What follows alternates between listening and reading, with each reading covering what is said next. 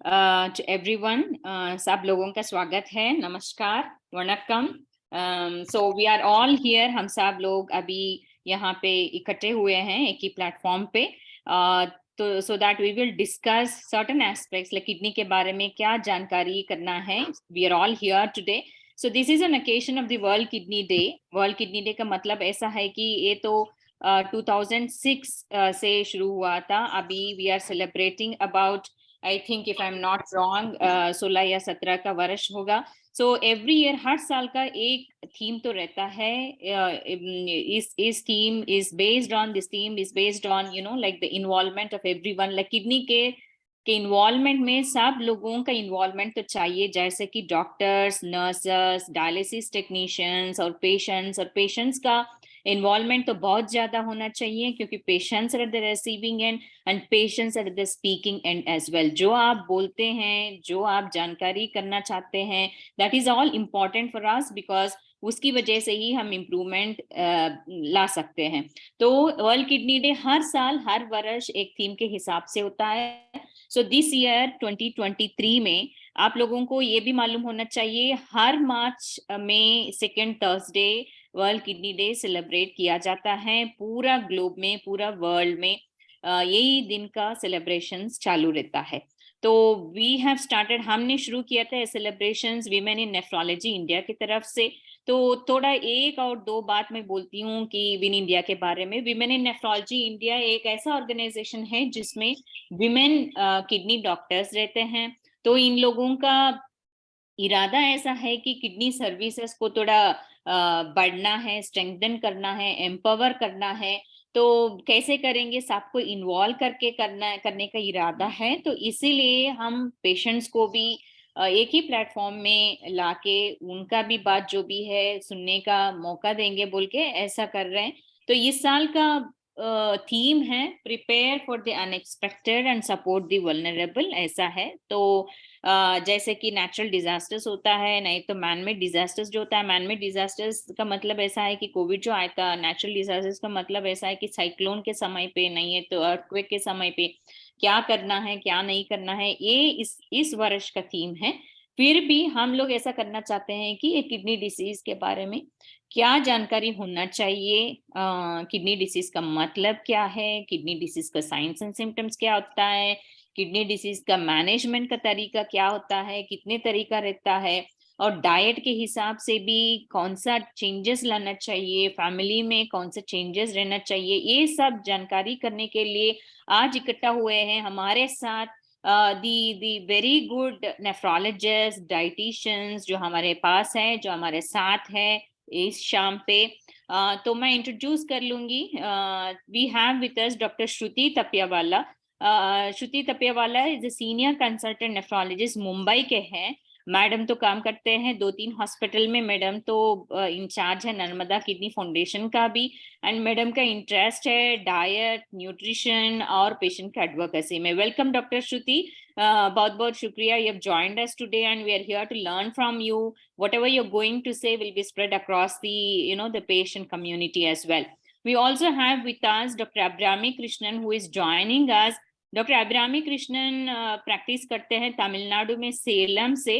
उन्होंने भी senior consultant है. वणक्कम doctor Abirami, we are very happy to have you here. ரொம்ப நன்றி இந்த பிளாட்ஃபார்ம்ல வரதுக்கு. we are very very extremely happy. Along with Abhrami is joining Dr. Isha, Dr. Deepa Jairam. Dr. Deepa Jairam is joining us from Maharashtra. I stand corrected. So I mean she is also here. उन्होंने भी उनका experience जो भी है share करने वाले हैं. तो we also have Dr. Isha Tiwari who is a consultant nephrologist, Madhya Pradesh के हैं.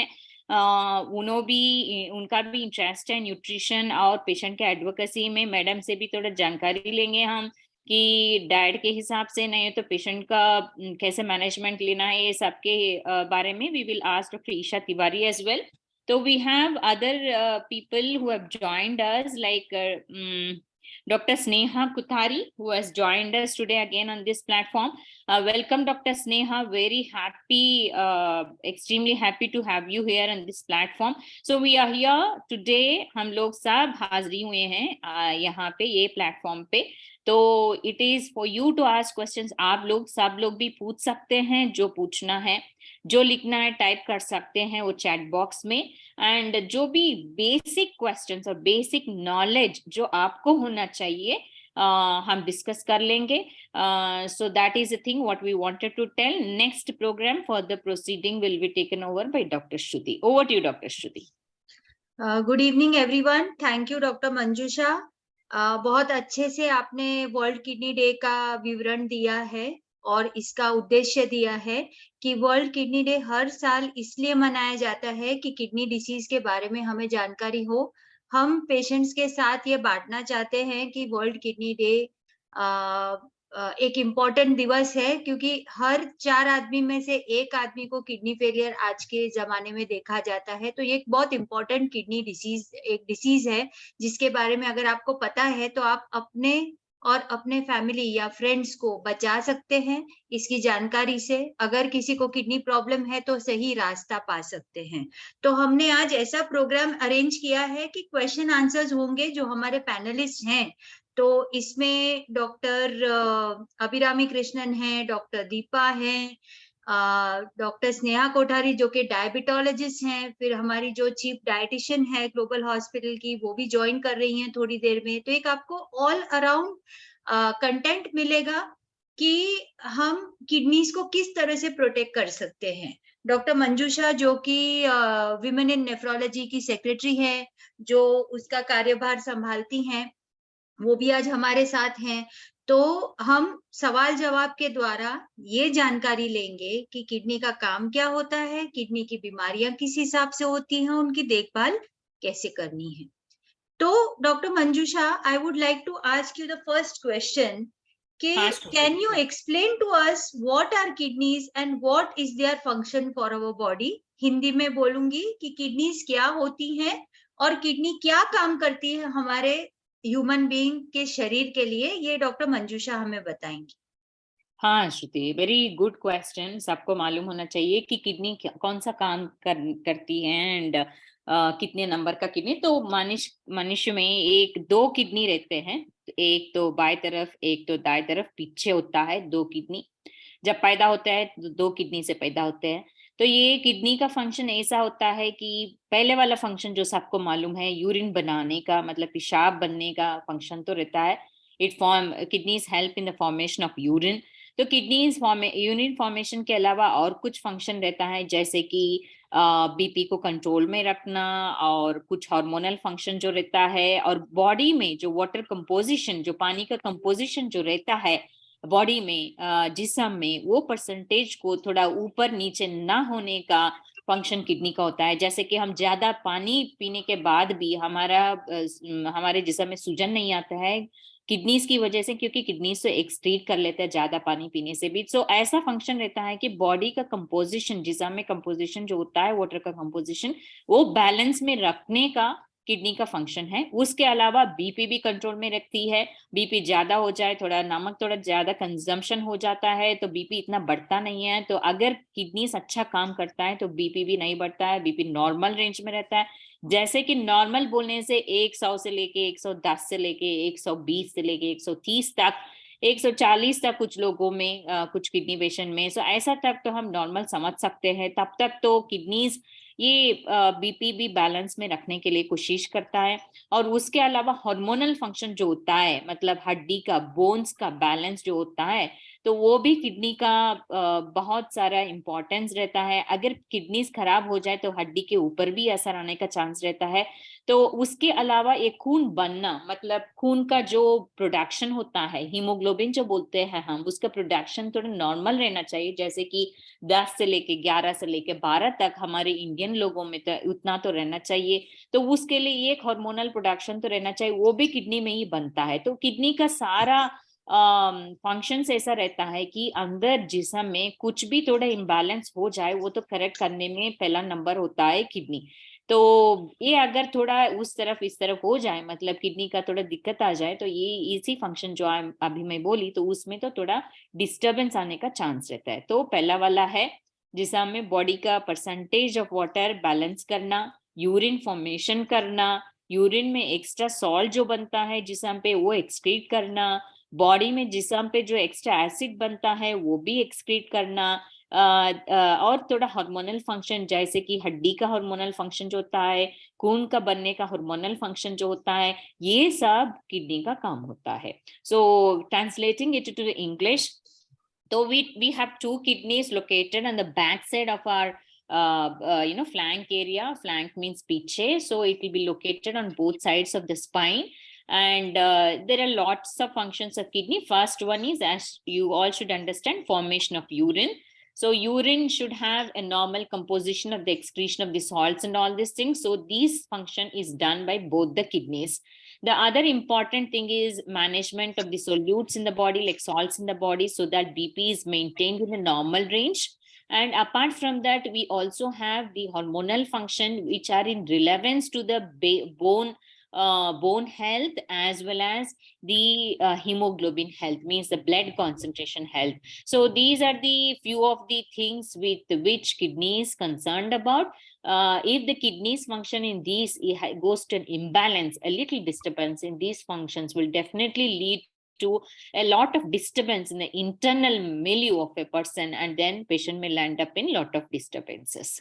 That's from my side, Shruti. Thank you doctor Manjusha. तो इन शॉर्ट उन्होंने बताया कि किडनी के कितने सारे फंक्शन होते हैं। ऐसा नहीं है कि किडनी सिर्फ यूरिन बनाती है, किडनी के काम बहुत सारे होते हैं। संक्षिप्त में, यूरिन बनाने के साथ साथ कचरा बाहर फेंकना, एक्स्ट्रा पानी फेंकना, इलेक्ट्रोलाइट इम्बैलेंस नहीं होने देना, ब्लड प्रेशर कंट्रोल करना, बोन्स को स्ट्रॉन्ग बनाना और हीमोग्लोबिन बनाना। मतलब आम लोगों में ऐसा लगता है कि किडनी सिर्फ कचरा निकालने के लिए है, नहीं, अपने पूरे बॉडी को मैनेज करती है।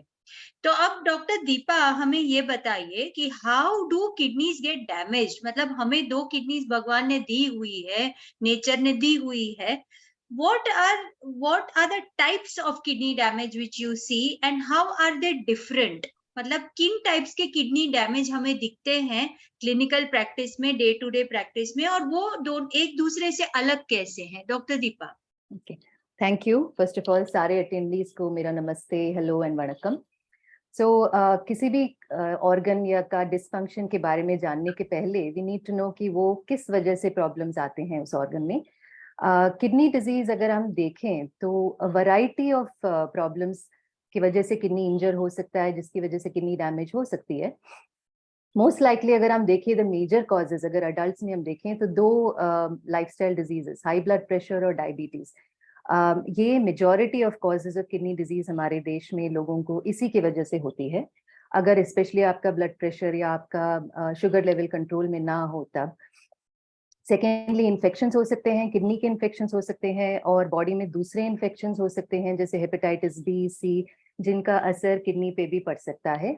एक अलग तरीका ऑफ डिजीजेस होते हैं जिसमें जो होता है अपने बॉडी का इम्यून सिस्टम में डिसऑर्डर होता है, जिसे हम ऑटो इम्यून डिजीज कहते हैं। संक्षिप्त में अगर आपको ये बताऊं तो ऐसा है कि हमारे ही बॉडी में एंटीबॉडीज बनते हैं जो खुद ही के टिश्यूज को अटैक करते हैं, और जब ये एंटीजन एंटीबॉडी कॉम्प्लेक्सेस जो बनते हैं वो किडनीज में से फिल्टर आउट होने की कोशिश में किडनी में इन्फ्लेमेशन और इंजरी करने की वजह से भी किडनी में आपको दिक्कतें आ सकती हैं।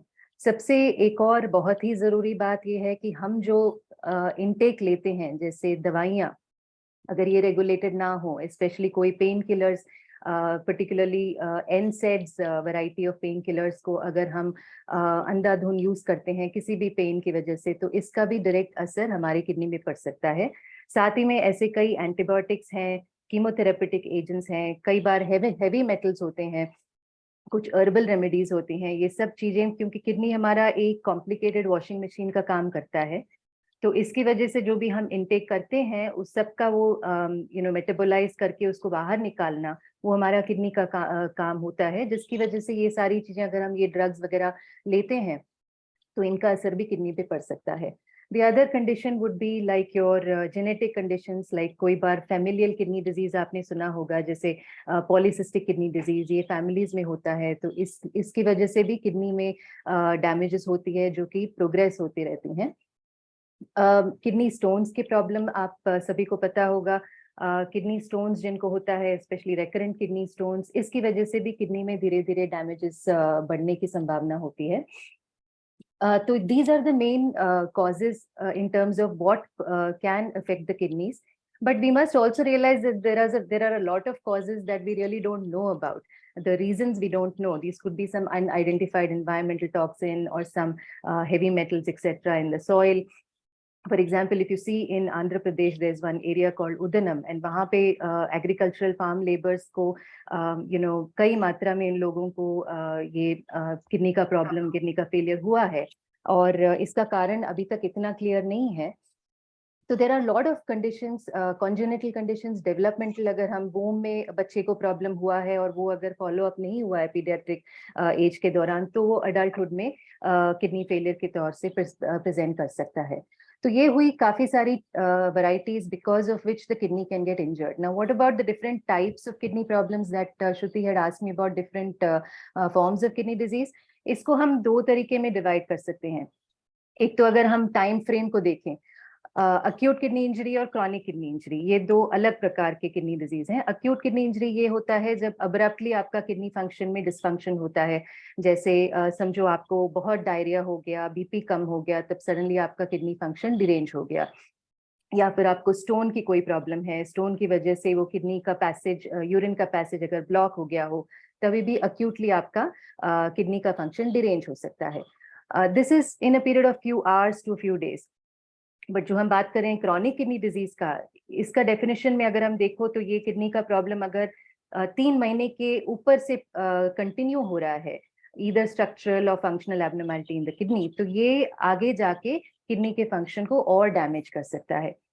द अदर डिफरेंशिएशन और type of kidney disease will depend upon कहाँ पे है इंजरी किडनी में। तो उसको जनरली हम देखते हैं कि ये प्री रीनल है, रीनल है और पोस्ट रीनल। इसका सिंपल मतलब ये है कि अगर किडनी के अंदर जो ब्लड सप्लाई है उसमें कोई कमी है तो वो प्री रीनल किडनी डिजीज होता है। अगर किडनी टिश्यू के अंदर ही कोई खराबी है, जैसे किडनी के फिल्टर्स में कोई इन्फ्लेमेशन अटैक होता है, तब उसका प्रेजेंटेशन अलग हो सकता है, उसे हम ग्लोमेरुलोनेफ्राइटिस कहते हैं। किडनी के ट्यूब्स और जो सपोर्टिंग टिश्यू है उसमें अगर प्रॉब्लम है तभी हम इंटरस्टिशियल डिजीज करके उसको बोलते हैं किडनी का। वेसल्स के किडनी के अंदर जो ब्लड वेसल्स है उसमें प्रॉब्लम्स हो सकते हैं। एंड फाइनली पोस्ट रीनल, जब यूरिन बनने के बाद जब यूरिनरी ट्रैक्ट में ऑब्स्ट्रक्शन होता है, समझो स्टोन की वजह से या कोई और कारणवश, तभी भी किडनी के फंक्शन पे असर पड़ता है। तो प्रेजेंटेशन अलग अलग हो सकते हैं इसमें। फॉर इंस्टेंस अगर आपको किडनी के फिल्टर्स में अगर इन्फ्लेमेशन है, तब सडनली आपको ब्लड इन द यूरिन दिख सकता है, बहुत सूजन दिख सकता है, बीपी ऊपर उठ सकता है। अनदर प्रकार ऑफ किडनी डिजीज ये है कि आपको बहुत पूरे बॉडी में सूजन बहुत ज्यादा होने लगता है, बहुत प्रोटीन आपके यूरिन से निकलने लगता है, क्रिएटिनिन जो एक ब्लड टेस्ट है आपके किडनी का, वो भी फ्लक्चुएट करने लगता है। तो इम्पॉर्टेंट है जानना कि कहाँ पे है प्रॉब्लम किडनी में, ताकि उसका जो ट्रीटमेंट है उस तरह से हम उसको टेलर कर सकते हैं और वो इंजरी को हटा सकते हैं। The other important problem here is we have talked a lot about why does the kidney get affected and what are the different forms of kidney injury. But the main issue here is almost 80-90% of the times there is no presentation. It is largely silent until the kidney disease is so advanced that it is almost towards a case of kidney failure or stage 5 CKD, as you will hear later on in the talks, I think. So since it doesn't announce and come, it is important for us to actually be very vigilant and do screening tests, especially if you have some risk factors, to identify the kidney disease early. So that would be my answer to the question. So, doctor Deepa, thank you. बहुत विस्तार से बताया है कि kidney के problems क्यों होते हैं, कैसे होते हैं। अब हमें ये भी पता चला है कि हमारे पास साउथ इंडिया से बहुत सारे पार्टिसिपेंट्स हैं जिनको हिंदी और इंग्लिश समझ में नहीं आ रहा है। We are sorry, but I will ask doctor Abhirami and doctor Manjusha कि आप अगर लोकल लैंग्वेज में संक्षिप्त में इसको समझा पाए तो उन पार्टिसिपेंट्स को भी थोड़ी मदद मिल जाएगी और उनको थोड़ा इन्फॉर्मेशन मिलेगा। डॉक्टर अभिरामी, अगर आप एक्सप्लेन करना चाहो। If it's the same thing, what I said? Okay. Yes. I think your Tamil will be much better than mine, so you can go ahead. Oh, I didn't know I'm you a were Tamilian Tamil. too. Yes, Oh, yes. great. Then Deepa, Yeah. you could also continue in that. That's okay. She can talk to them in Tamil. Yeah, But essentially, go ahead. I'm just going to be brief. So, அனைவருக்கும் வணக்கம். இந்த program வந்து world kidney day celebrate பண்ணுறதுக்காக பண்ணுறோம். World kidney டேங்கிறது March 9ஆம் தேதி அதாவது March மாதம் 2வது வியாழக்கிழமையில பண்ணுறது. சரியா? இது எதுக்காக பண்ணுறோன்னா, கிட்னி வியாதினா என்ன, அதை பற்றி மக்களுக்கு வந்து ஒரு அவேர்னஸ் கொடுக்கறதுக்காக. அது சரியா தெரியாமல் எல்லாரும் ஒரு பயத்தோடு இருப்பாங்க. டயாலிசிஸ்னாலே அப்படியே பயப்படணும், ஐயோ கிட்னி ஃபெயிலியர்னா பயப்படணும்னு. அந்த மாதிரி இல்லாமல் அதை அப்படின்னா என்னன்னு தெரிஞ்சுக்கிறது. மோரோவர் அதை அவேர்னஸ் இருந்ததுன்னா வியாதி இருக்காங்கிறத ஏர்லி ஸ்டேஜில் கண்டுபிடிச்சி ட்ரீட்மெண்ட் பண்ணிக்க முடியும் அப்படிங்கிறது தான் கான்செப்ட். ஸோ இந்த வேர்ல்ட் கிட்னி டேக்கு மக்களுக்கு எல்லாம் புரியணுன்றதுனால மக்களுக்காகவே இந்த ப்ரோக்ராம். ஸோ நீங்கள் எல்லாமும் இதில் கொஷின்ஸ்லாம் கேட்கலாம். ஸோ இப்போ வரைக்கும் என்ன டிஸ்கஸ் பண்ணியிருக்காங்கன்னா, கிட்னி 2 இருக்குது நமக்கு. முதுகெலும்பினுடைய அடிப்பகுதியில் அது வெறும் யூரின் உற்பத்தி பண்ணுறது மட்டும் இல்லாமல் ரத்தம் உற்பத்தி, எலும்பு ஸ்ட்ரெங்தன் பண்ணுறது, உடம்புல இருக்கிற மற்ற தாது பொருட்கள், உப்புகள் எல்லாம் அளவோடு வச்சுக்கிறது, இந்த மாதிரி பல இன்டர்னல் ஃபங்க்ஷன்ஸை அது செய்யுதுங்கிறத தெரிஞ்சுக்கிட்டோம். 2வது வந்து கிட்னி பாதிப்பு எப்படியெல்லாம் வரலான்னா, தேவையில்லாமல் மருந்துகள் சாப்பிட்றது, சர்க்கரை, ப்ரெஷர், இந்த மாதிரி வியாதிகள் இருக்கிறவங்களுக்கு வரும்னு பார்த்தோம். அது இல்லாமல் அது வந்து சிலருக்கு வந்து ரொம்ப குயிக்காக ஒரு வாரம் ஒரு நாள்லேருந்து ஒரு வாரம் 10 நாளைக்குள்ளே வர வியாதி பற்றி பார்த்தோம். அதெல்லாம் யூஸ்வலாக நல்லாகும் அப்படின்னு சொன்னாங்க. சிலருக்கு ரொம்ப நாளாக கிட்னி டேமேஜ் ஆகிட்டே வர்றது, அதை ஃபுல்லாக குணப்படுத்த முடியாது, ஆனால் கண்ட்ரோல் பண்ண முடியும்னு சொன்னாங்க. அது மட்டும் இல்லாமல் கிட்னியில் ஸ்ட்ரக்சர் வைஸ் பார்த்தீங்கன்னா, கிட்னியில் வியாதி, இல்லைன்னா கிட்னிலேருந்து வர நாளத்தில் யூரிட்டன்னு சொல்கிறோம், அதில் வியாதி, இல்லை கிட்னிக்கு போகிற ரத்த குழாயில் வியாதி, அந்த மாதிரியும் கிளாஸிஃபை பண்ணலாம். அடுத்து கிட்னியோட ஃபில்டரில் ப்ராப்ளமா, இல்லை ஃபில்டர்லேருந்து கீழே வர டியூப்பில் ப்ராப்ளமா அப்படிங்கிறத பற்றியும் சொன்னாங்க. ஸோ இது எந்த இடத்துல ப்ராப்ளம்ங்கிறது நீங்கள் சொல்கிற கம்ப்ளைண்ட்ஸ்லேருந்தே நிறைய முறை தெரிஞ்சுக்கலாம். மற்றது வந்து பிளட் டெஸ்ட், யூரின் டெஸ்ட் பண்ணும்போது கண்டறிய முடியும். ஸோ கிட்னி வியாதியில் என்ன மாதிரிலாம் தொந்தரவு வருங்கிறது, எந்த பாதிப்பு இருக்குது, எவ்வளோ நாளாக இருக்குங்கிறத பொறுத்து மாறுபடும் அப்படின்னு சொன்னாங்க. Yes, Shruti, I have translated so far whatever has been said. Very briefly. Thank you, Dr. Abhirami, for that translation. अब डॉक्टर अभिरामी को एक क्वेश्चन जा रहा है कि जब किडनीज काम नहीं करती, तेलुगु ना, Telugu. Okay, Dr. Manjusha, please. I'm not sure how many Telugu participants are there, but yet I think it's since you've suggested that it should go in local languages. Yes. నమస్కారం అందరికీను. అందరు ఎవరైతే ఉన్నారో ఇప్పుడు మా దగ్గర, ఎవరైతే ఇప్పుడు జాయిన్ అయ్యారో అందరు కూడా ఈ మీటింగ్ కి అందరికీ నమస్కారము. చాలా ధన్యవాదాలు మీరు అందరూ కూడా జాయిన్ అయినందుకు. ఎందుకంటే ఈ ప్లాట్ఫామ్ ఎందుకు చేస్తున్నామంటే, ఇదంతా కూడా విమెన్ ఇన్ నెఫ్రాలజీ ఇండియా తరఫు నుంచి చేస్తున్నాము. విమెన్ ఇన్ నెఫ్రాలజీ ఇండియా ఏంటంటే, ఈ వరల్డ్ కిడ్నీ డే అకేషన్ మీద ప్రతి ఒక్కళ్ళకి ఎవరైతే kidney service, kidney patient care service, kidney health లో ఎవరైతే ఇన్వాల్వ్ అయి ఉంటారో, లైక్ పేషెంట్స్ కానివ్వండి, డాక్టర్స్ కానివ్వండి, టెక్నీషియన్స్ కానివ్వండి, నర్సెస్ కానివ్వండి, అందరికి కూడా సమభాగం అనేది ఉంటుంది కిడ్నీ హెల్త్ డెలివరీలో సమాజంలో. ఎందుకంటే ఒక్కళ్ళు చేసే పని కాదు ఇది. ఇది ఒక కూటమి లాగా, ఒక టీం లాగా చేయగలిగిన పని. మనందరం చేయి పట్టుకొని కలిసి నడిస్తేనే మనకి కిడ్నీ వ్యాధి గురించి అవగాహన కానీ, కిడ్నీ వ్యాధిని జయించే అవకాశం కానీ మనకి వచ్చే ఛాన్స్ ఉంటుంది. సో ఎందుకు మేమంతా ఈ ప్రోగ్రామ్ చేస్తున్నాము అన్న విషయానికి వస్తే, మీకందరికీ తెలియాల్సిన విషయం ఏమిటంటే, ప్రతి సంవత్సరం కూడాను మార్చిలో 2వ గురువారము వరల్డ్ కిడ్నీ డే అని సెలబ్రేట్ చేసుకుంటారు. సో ఈసారి మార్చ్ 2వ గురువారం అంటే మార్చ్ 9th అవుతుంది. సో ఆ రోజు వరల్డ్ కిడ్నీ డే చేసుకుంటాం. అంటే తెలుగులో ప్రపంచ మూత్రపిండ దినోత్సవం అని అంటారు. సో ఆ రోజు ఎందుకు చేస్తున్నారు? ఇది 2006 నుంచి ప్రతి సంవత్సరం కూడా ఒక పర్టికులర్ థీమ్ తోటి వస్తుంది. అంటే మీ కిడ్నీస్ బాగున్నాయా అని చెప్పి 2006లో, తర్వాత మీకు షుగర్ ఉందా, మీకు బీపీ ఉందా, మీరు ప్రెగ్నెంట్ ఉండి కిడ్నీ వ్యాధి బారిన పడారా, మీరు డయాలసిస్ చేసుకుంటున్నారా, మీరు అందరూ బాగున్నారా అని 2021లో అది ఒక థీమ్ లాగా వచ్చింది. సో ఈ సంవత్సరం డిఫరెంట్ థీమ్ ఏంటంటే మనము ప్రిపేరింగ్ ఫర్ ది అన్ఎక్స్పెక్టెడ్, అంటే అన్ఎక్స్పెక్టెడ్ కి మనం ప్రిపేర్ అవ్వడము, ఎవరైతే వల్నరబుల్ గా ఉంటారో వారిని సపోర్ట్ చేయడం అనేది ఒక చిన్న డిఫరెంట్ థీమ్ గా పెట్టారు. సో దీనికి అనుగుణంగా మనం అందరం ఈ రోజు ఈ మీటింగ్ లో పార్టిసిపేట్ చేస్తూ మీ అందరికీ కూడా ఇప్పుడు మన దగ్గర ఉన్న డాక్టర్స్ ఎవరైతే నార్త్ ఇండియా నుంచి సౌత్ ఇండియా నుంచి జాయిన్ అయ్యారో అందరూ కూడాను బాగా అవగాహన కలిగిన డాక్టర్స్, డైటీషియన్స్, డయాబెటాలజిస్ట్ అందరూ కూడా ఈ సమావేశంలో ఉన్నారు. మేమందరం కూడా ఈ ప్లాట్ఫామ్ లోకి ఎందుకు వచ్చామంటే పేషెంట్స్ కి, టెక్నీషియన్స్ కి, నర్సెస్ కి అందరికీ కూడా ఒక అవగాహన కల్పించే, అంటే మేమందరినీ రీచ్ అవ్వాలంటే చాలా కష్టం అవుతుంది. సో మాతో పాటు కలిసి నడవాల్సింది టెక్నీషియన్స్, మాతో పాటు కలిసి నడవాల్సింది నర్సెస్, అండ్ మాతో పాటు కలిసి నడవాల్సింది ముఖ్యమైన గ్రూప్ ఎవరంటే పేషెంట్స్. ఎందుకంటే మీరు సమాజంలో ఈ మాటలు మేము ఏదైతే చెప్తున్నామో అది మీరు గనక ముందుకు తీసుకెళ్తే సమాజంలో మనం కిడ్నీ వ్యాధుల గురించి మంచి అవగాహన తెచ్చిన వాళ్ళం అవుతాం.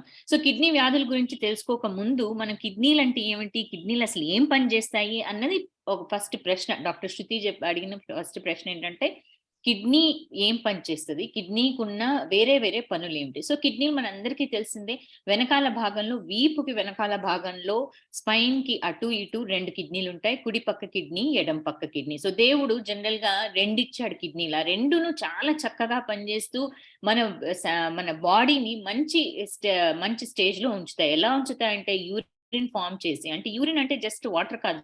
చాలా మంది అనుకుంటారు యూరిన్ అంటే ఒట్టి నీళ్లు, ఏముంది నీళ్లు పోతున్నాయి కదా, నాకు బాగానే యూరిన్ వస్తుంది కదా, మరి నాకెందుకు కిడ్నీ ప్రాబ్లం ఉంది కాదు. ఆ యూరిన్ లో మలినమైన పదార్థాలన్నీ కూడా ఎక్స్క్రీట్ చేసే పనిని కిడ్నీ చేస్తాయి అన్నట్టు. సో మలిన పదార్థాలు ఏ రోజైతే ప్రతిరోజు మన బాడీలో ఉత్పన్నమయ్యే మలిన పదార్థాలన్నిటినీ కూడా మూత్రం ద్వారా మలినాన్ని విసర్జించే ప్రక్రియని కిడ్నీలు చేస్తాయన్నట్టు. అవే కాకుండా మన బాడీలో ఉన్న వాటర్, నీటి శాతంని ఒక పర్సంటేజ్ లో మెయింటైన్ చేయడం, తగ్గిపోయినా ప్రాబ్లం వస్తుంది, ఎక్కినా ప్రాబ్లం వస్తుంది, ఒక పర్సంటేజ్ లో మెయింటైన్ చేయడం.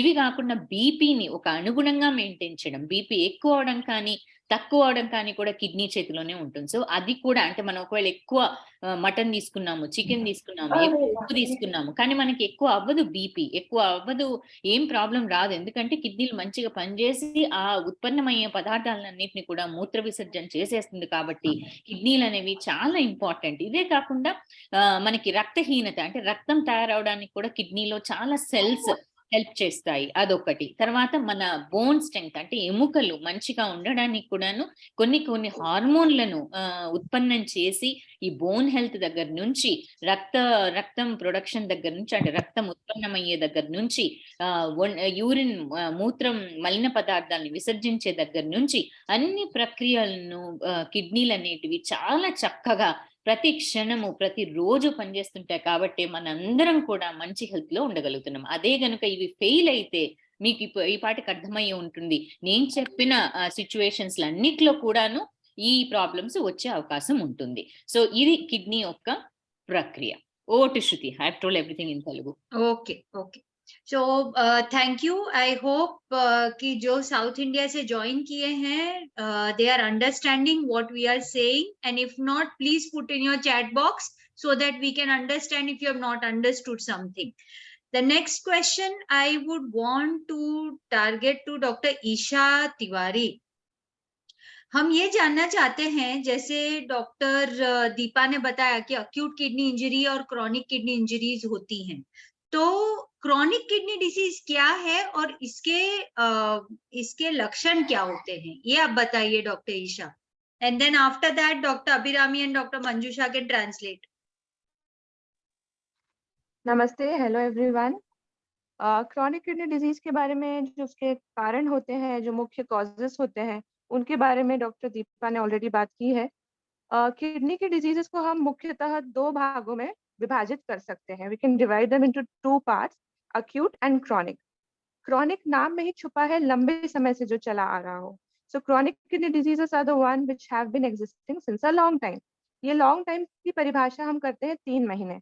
अगर 3 महीने या इससे ज्यादा किडनी के फंक्शनिंग में किसी भी प्रकार की खराबी आ रही है, तो हम ये मान के चलते हैं कि व्यक्ति को क्रॉनिक किडनी डिजीज हो चुकी है. अब क्रॉनिक किडनी डिजीज का भी ये मतलब नहीं होता है कि इस व्यक्ति को सीधे हम डायलिसिस में डाल देंगे या इन्हें हम ट्रांसप्लांट का ऑप्शन देंगे. a CKD patient can still live on medicines, which depends upon what stage of CKD that patient has. CKD या chronic kidney disease की भी कई stages होती हैं, कई स्तर होते हैं, जो 5 स्तर में बेसिकली डिवाइड किए गए हैं मुख्यतः. स्टेज 1, स्टेज 2, स्टेज 3, स्टेज 4 और स्टेज 5. किडनी का जो फिल्ट्रेशन का काम है, जो उसका प्रमुख काम है, जैसा कि हमने पहले भी चर्चा की है, जैसे कि जो नाइट्रोजनस वेस्ट या गंदगी होती है शरीर की, उसको साफ करने का जो काम है, ये काम वो किस हद तक कर पा रही है, उसके आधार पर हम उसको 5 भागों में विभाजित कर देते हैं. GFR नाम की चीज होती है, जिसे ग्लोमेरुलर फिल्ट्रेशन रेट बोलते हैं. GFR यानी किस हद तक हमारी किडनी उस गंदगी को साफ कर पा रही है. इसके आधार पर हमने इसे 5 स्टेजेस में डिवाइड किया गया है. जो सबसे पहला स्टेज होता है उसे CKD स्टेज 1 बोलते हैं, और जो सबसे आखिरी स्टेज है उसे CKD स्टेज 5 बोलते हैं. CKD स्टेज 5 तक पहुंचने के बाद कुछ व्यक्ति ऐसे होते हैं जिनमें जो किडनी की क्षमता होती है सफाई की और दूसरे फंक्शंस की, जो वो ओवरवेल्म हो जाती है, मतलब जो हद है उससे आगे निकल जाती है, तब हमें एक्सटर्नल सपोर्ट की जरूरत पड़ती है, जैसे कि डायलिसिस और ट्रांसप्लांट. उसके पहले अगर व्यक्ति प्रॉपर तरह से फॉलो अप करे, अगर वो जो भी उसको निर्देश दिए गए हैं उनका पालन करे, तो हम CKD के स्टेजेस का 1 से 2 या 2 से 3 या 3 से 5 तक का जो ट्रांजिशन है उसको धीमा कर सकते हैं. अब CKD के क्या कारण हो सकते हैं, इनकी परिचर्चा पहले हो चुकी है, जैसे डायबिटीज हुआ, हाइपरटेंशन हुआ, ग्लोमेरुलर डिजीज हुई. कहा जाता है कि क्योंकि हमारा देश डायबिटीज का कैपिटल बनता जा रहा है, यानी यहाँ पे डायबिटीज दुनिया में सबसे ज्यादा देखी जा रही है. It is one of the leading causes of CKD in our country. उसके बाद हाइपरटेंशन होता है. अब हाइपरटेंशन के बारे में फिर से वही बात कहते हैं, एक कहावत अगर आपने सुनी हो कि मुर्गी पहले आई या अंडा. So did the chicken come first or the egg? तो हम ये कह सकते हैं कि पहले हाइपरटेंशन हुआ और फिर व्यक्ति की किडनी खराब हुई, या यह भी पॉसिबल है कि व्यक्ति की किडनी खराब हुई और उसके बाद उसे ब्लड प्रेशर की समस्या हो गई हो. तो blood pressure definitely one of the leading causes of CKD in our country again is there.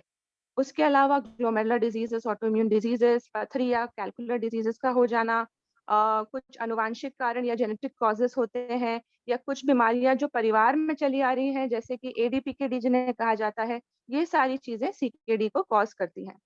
अब अगर किसी व्यक्ति को CKD हुआ है, तो ये बहुत ही कहना चाहिए पैराडॉक्सिकल या दुर्भाग्यपूर्ण है कि कोई बहुत स्पेसिफिक लक्षण या बहुत जल्दी उसको पकड़ने के लिए कोई लक्षण हो, ऐसा नहीं होता है.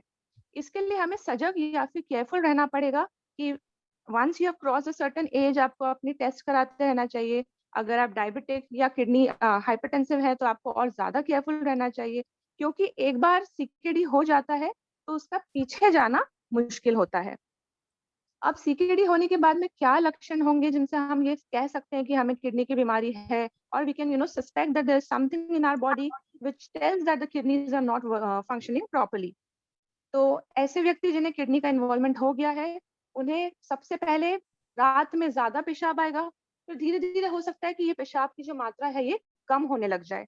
सो they might have nocturia, polyuria initially, but then later on it may convert to oliguria या यूरिन का कम होना. उसके अलावा धीरे धीरे उनके हाथ और पैरों में सूजन आ सकती है. सुबह सोकर उठने के बाद उन्हें अपने चेहरे पे कुछ सूजन सी नजर आ सकती है. इसके अलावा उनको शरीर में खुजली का ज्यादा होना, या फिर नींद का कम आना, भूख का कम लगना, वजन कम होते जाना, इस प्रकार की समस्याओं का भी सामना करना पड़ सकता है. तो ऐसी किसी भी खतरे की घंटी के बजते ही हमें इमीडिएटली हमारे नेफ्रोलॉजिस्ट से संपर्क करना चाहिए, क्योंकि अगर हम उसे सही स्टेज पर पकड़ लेते हैं, जैसा कि मैंने बताया 1 से 2, 2 से 3, ये प्रोग्रेशन को हम स्लो कर सकते हैं या कभी कभार उसी जगह पर रोक भी सकते हैं.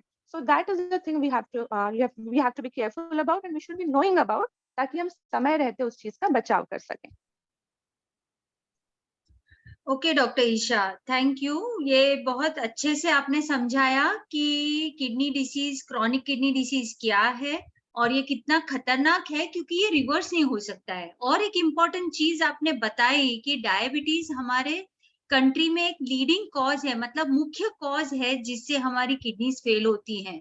तो हमारे पास एक ग्लोबल हॉस्पिटल की चीफ डायबिटोलॉजिस्ट हैं जो डॉक्टर स्नेहा कोठारी हैं, तो हम उनसे पूछना चाहेंगे कि डायबिटीज या मधुमेह की बीमारी हमारे शरीर को कैसे अफेक्ट करती है और उसको हम कैसे प्रिवेंट कर सकते हैं।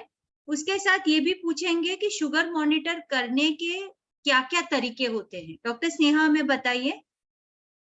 Good evening everyone. सो जैसे मेरे कलीग्स ने बताया, डॉक्टर ईशा और डॉक्टर दीपा ने, कि किडनी फेल होने के काफी सारे कारण है, बट सबसे कॉमन रीजन डायबिटीज है। 3 में से 1 पेशेंट में किडनी फेलियर डायबिटीज की वजह से होता है और 5 में से 1 पेशेंट में हाइपरटेंशन की वजह से। और हम सब जानते हैं कि डायबिटिक पेशेंट्स में ब्लड प्रेशर या हाइपरटेंशन होने के चांसेस बहुत ज्यादा होते हैं। ये दोनों बीमारी साथों साथ चलती है, तो इसकी वजह से डायबिटिक पेशेंट्स में किडनी फेलियर होने के चांसेस और भी बढ़ जाते हैं। डायबिटीज, जैसे मैं मेरे पेशेंट्स को बताती हूँ कि एक दीमक की तरह है, वो शरीर के कोई भी ऑर्गन को इफेक्ट करके उसको खोखला कर सकता है। ब्रेन में वो स्ट्रोक कर सकता है, आईज में पूरा ब्लीडिंग होकर विजन को ब्लाइंडनेस क्रिएट कर सकता है, किडनी इफेक्ट हो सकती है, हार्ट फेलियर, हार्ट अटैक, और जैसे पैरों में डायबिटिक फूड होने के चांसेस भी काफी ज्यादा होते हैं। तो किडनी में कैसे होता है, काफी सारे नेफ्रॉन्स होते हैं जो यूरिन को फिल्टर करके उसमें से वेस्ट प्रोडक्ट को फिल्टर करके उसमें से यूरिन बनाते हैं। अभी डायबिटीज में अगर शुगर्स काफी टाइम से अनकंट्रोल चल रही है तो ब्लड वेसल्स जो होते हैं, जो किडनी को ब्लड सप्लाई करते हैं, वो ब्लॉक होना शुरू हो जाते हैं। और ब्लड वेसल्स अगर ब्लॉक होना शुरू हो गए तो ऑक्सीजन सप्लाई और न्यूट्रिएंट सप्लाई किडनी को नहीं मिलता है, जिसकी वजह से किडनी में से प्रोटीन लीक होना शुरू हो जाता है। और इसको अगर टाइम पे हमने कंट्रोल नहीं किया तो प्रोटीन लीक होते होते किडनी में, जैसे हमको चोट लगी है तो कैसे एक स्कार बन जाता है, किडनी में से स्कार बनना शुरू हो जाता है। और जैसे ये प्रोग्रेस होता है तो किडनी में स्टेज 1 से हम स्टेज 5 सीकेडी की तरफ बढ़ते हैं। अभी सिर्फ ब्लड वेसल ब्लॉक होने की वजह से नहीं, बट डायबिटिक पेशेंट्स में बार बार यूरिन में इन्फेक्शन होने के चांसेस भी काफी ज्यादा होते हैं। कभी कभी ये इन्फेक्शन सिर्फ ब्लैडर की तरफ ना रह के किडनी तक भी हो जाता है। और जब ये पाइलोनेफ्राइटिस जैसे किडनी का इन्फेक्शन होता है तो काफी बार इसमें जो रेसिडुअल डैमेज रहता है उसमें क्रिएटिनिन बढ़ सकता है और एंड स्टेज किडनी डिसीज होने के चांसेस बढ़ जाते हैं। डायबिटीज में सिर्फ ब्लड वेसल्स नहीं इफेक्ट होते, बट काफी बार जो नर्व अपने सेंसेशन को कंट्रोल करते हैं वैसे नर्व्स भी इफेक्ट हो जाते हैं। तो उसी तरह किडनी को जो ऑटोनोमिक न्यूरोपैथी जिसको हम मेडिकल टर्म में बोलते हैं, किडनी को जो और ब्लैडर को जो नर्व सप्लाई करते हैं उसका सेंसेशन कम हो जाता है। इसकी वजह से काफी बार ब्लैडर पूरी तरह एम्प्टी नहीं होता और पीछे यूरिन रहने की वजह से बैक प्रेशर चेंजेस भी होते हैं और बार बार यूरिन में इन्फेक्शन के चांसेस भी होते हैं। तो ये 3 वजह है, जैसे ब्लड सप्लाई, जैसे बार बार इन्फेक्शन होना, जैसे बार बार नर्व्स का इन्फेक्शन होना, जिसकी वजह से डायबिटिक पेशेंट्स में किडनी प्रॉब्लम होने के चांसेस ज्यादा है। और एक चीज हमको याद रखनी है कि डायबिटिक पेशेंट्स में ब्लड प्रेशर के चांसेस ज्यादा होते हैं। दूसरा चीज, अगर आपको डायबिटीज है और फैमिली में किडनी फेलियर की हिस्ट्री है तो आपको डायबिटीज की वजह से किडनी फेलियर होने के चांसेस और भी बढ़ जाते हैं। तो डायबिटिक पेशेंट्स में अगर जेनेटिक हिस्ट्री है किडनी फेलियर का, वो सबसे बड़ा रिस्क फैक्टर है आगे जाके किडनी फेलियर होने का। दूसरी चीज, अगर वजन ज्यादा है तो ये भी एक बड़ा रिस्क फैक्टर है।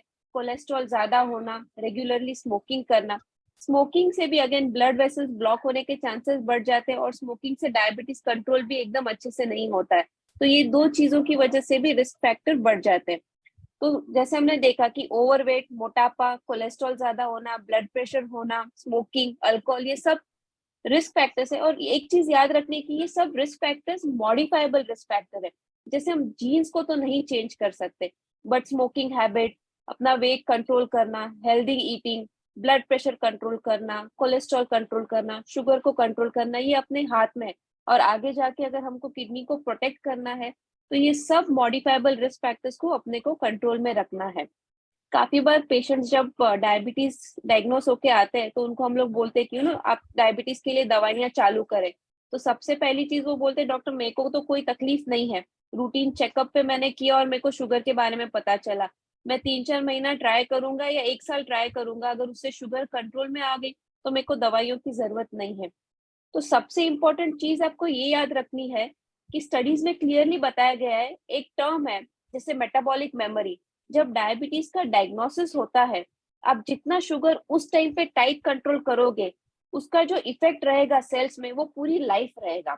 अगर आपने सोचा कि चलो 2-3 साल बाद मैंने सब ट्राई कर लिया और अभी मेरे को शुगर को कंट्रोल में रखना है, तो सेल्स में जो अनकंट्रोल शुगर की वजह से मेमोरी तैयार हो जाती है, उसका इफेक्ट पूरी जिंदगी रहता है।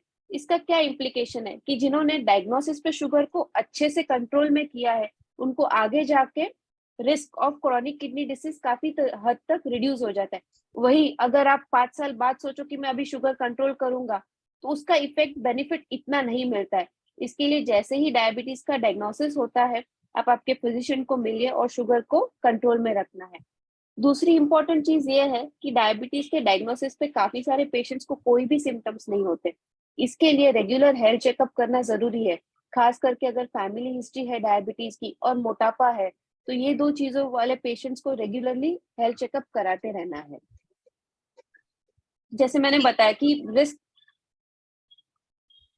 ये रिस्क फैक्टर से हम प्रिवेंट कर सकते हैं। अभी दूसरा क्वेश्चन ये था कि हम शुगर को कैसे मॉनिटर करें। तो पहले तो सबसे पहले अपने पास सिर्फ लैब में ब्लड शुगर इवैल्यूएशन का ऑप्शन अवेलेबल था, तो हम लोग पेशेंट्स को बोलते थे कि हर महीने एटलीस्ट 2 महीने में फास्टिंग और पोस्ट मिल्क शुगर को लैब में चेक करा लिया कीजिए। बट अभी अपने पास ग्लूकोमीटर्स इजीली अवेलेबल है और ग्लूकोमीटर्स के स्ट्रिप्स भी पहले जितने एक्सपेंसिव नहीं है, तो घर पे पेशेंट्स को हम लोग काफी बार बोलते कि आप ग्लूकोमीटर हैंडी रखिए और एटलीस्ट शुगर को हफ्ते 10-15 दिन में चेक करिए। तीसरा ऑप्शन जो आजकल नया आया है वो है कंटिन्यूस ग्लूकोज मॉनिटरिंग सिस्टम वाला ऑप्शन, जिसमें एक कॉइन के शेप का पैच आर्म्स पे अटैच किया जाता है और ये ग्लूकोज मॉनिटरिंग सिस्टम पे शुगर्स हर 15 मिनट पे ऑटोमेटिकली चेक होते रहते हैं। तो इसमें बार बार प्रिक होने के चांसेस भी कम हो जाते हैं। और ये खास करके वो पेशेंट जिनमें शुगर बहुत ही फ्रेजाइल है, कभी हाई हो रहा है कभी लो हो रहा है, या जिनके डाइटरी पैटर्न्स बहुत कंट्रोल में नहीं है, उनके लिए कंटिन्यूस ग्लूकोज मॉनिटरिंग सिस्टम काफी हेल्प करता है।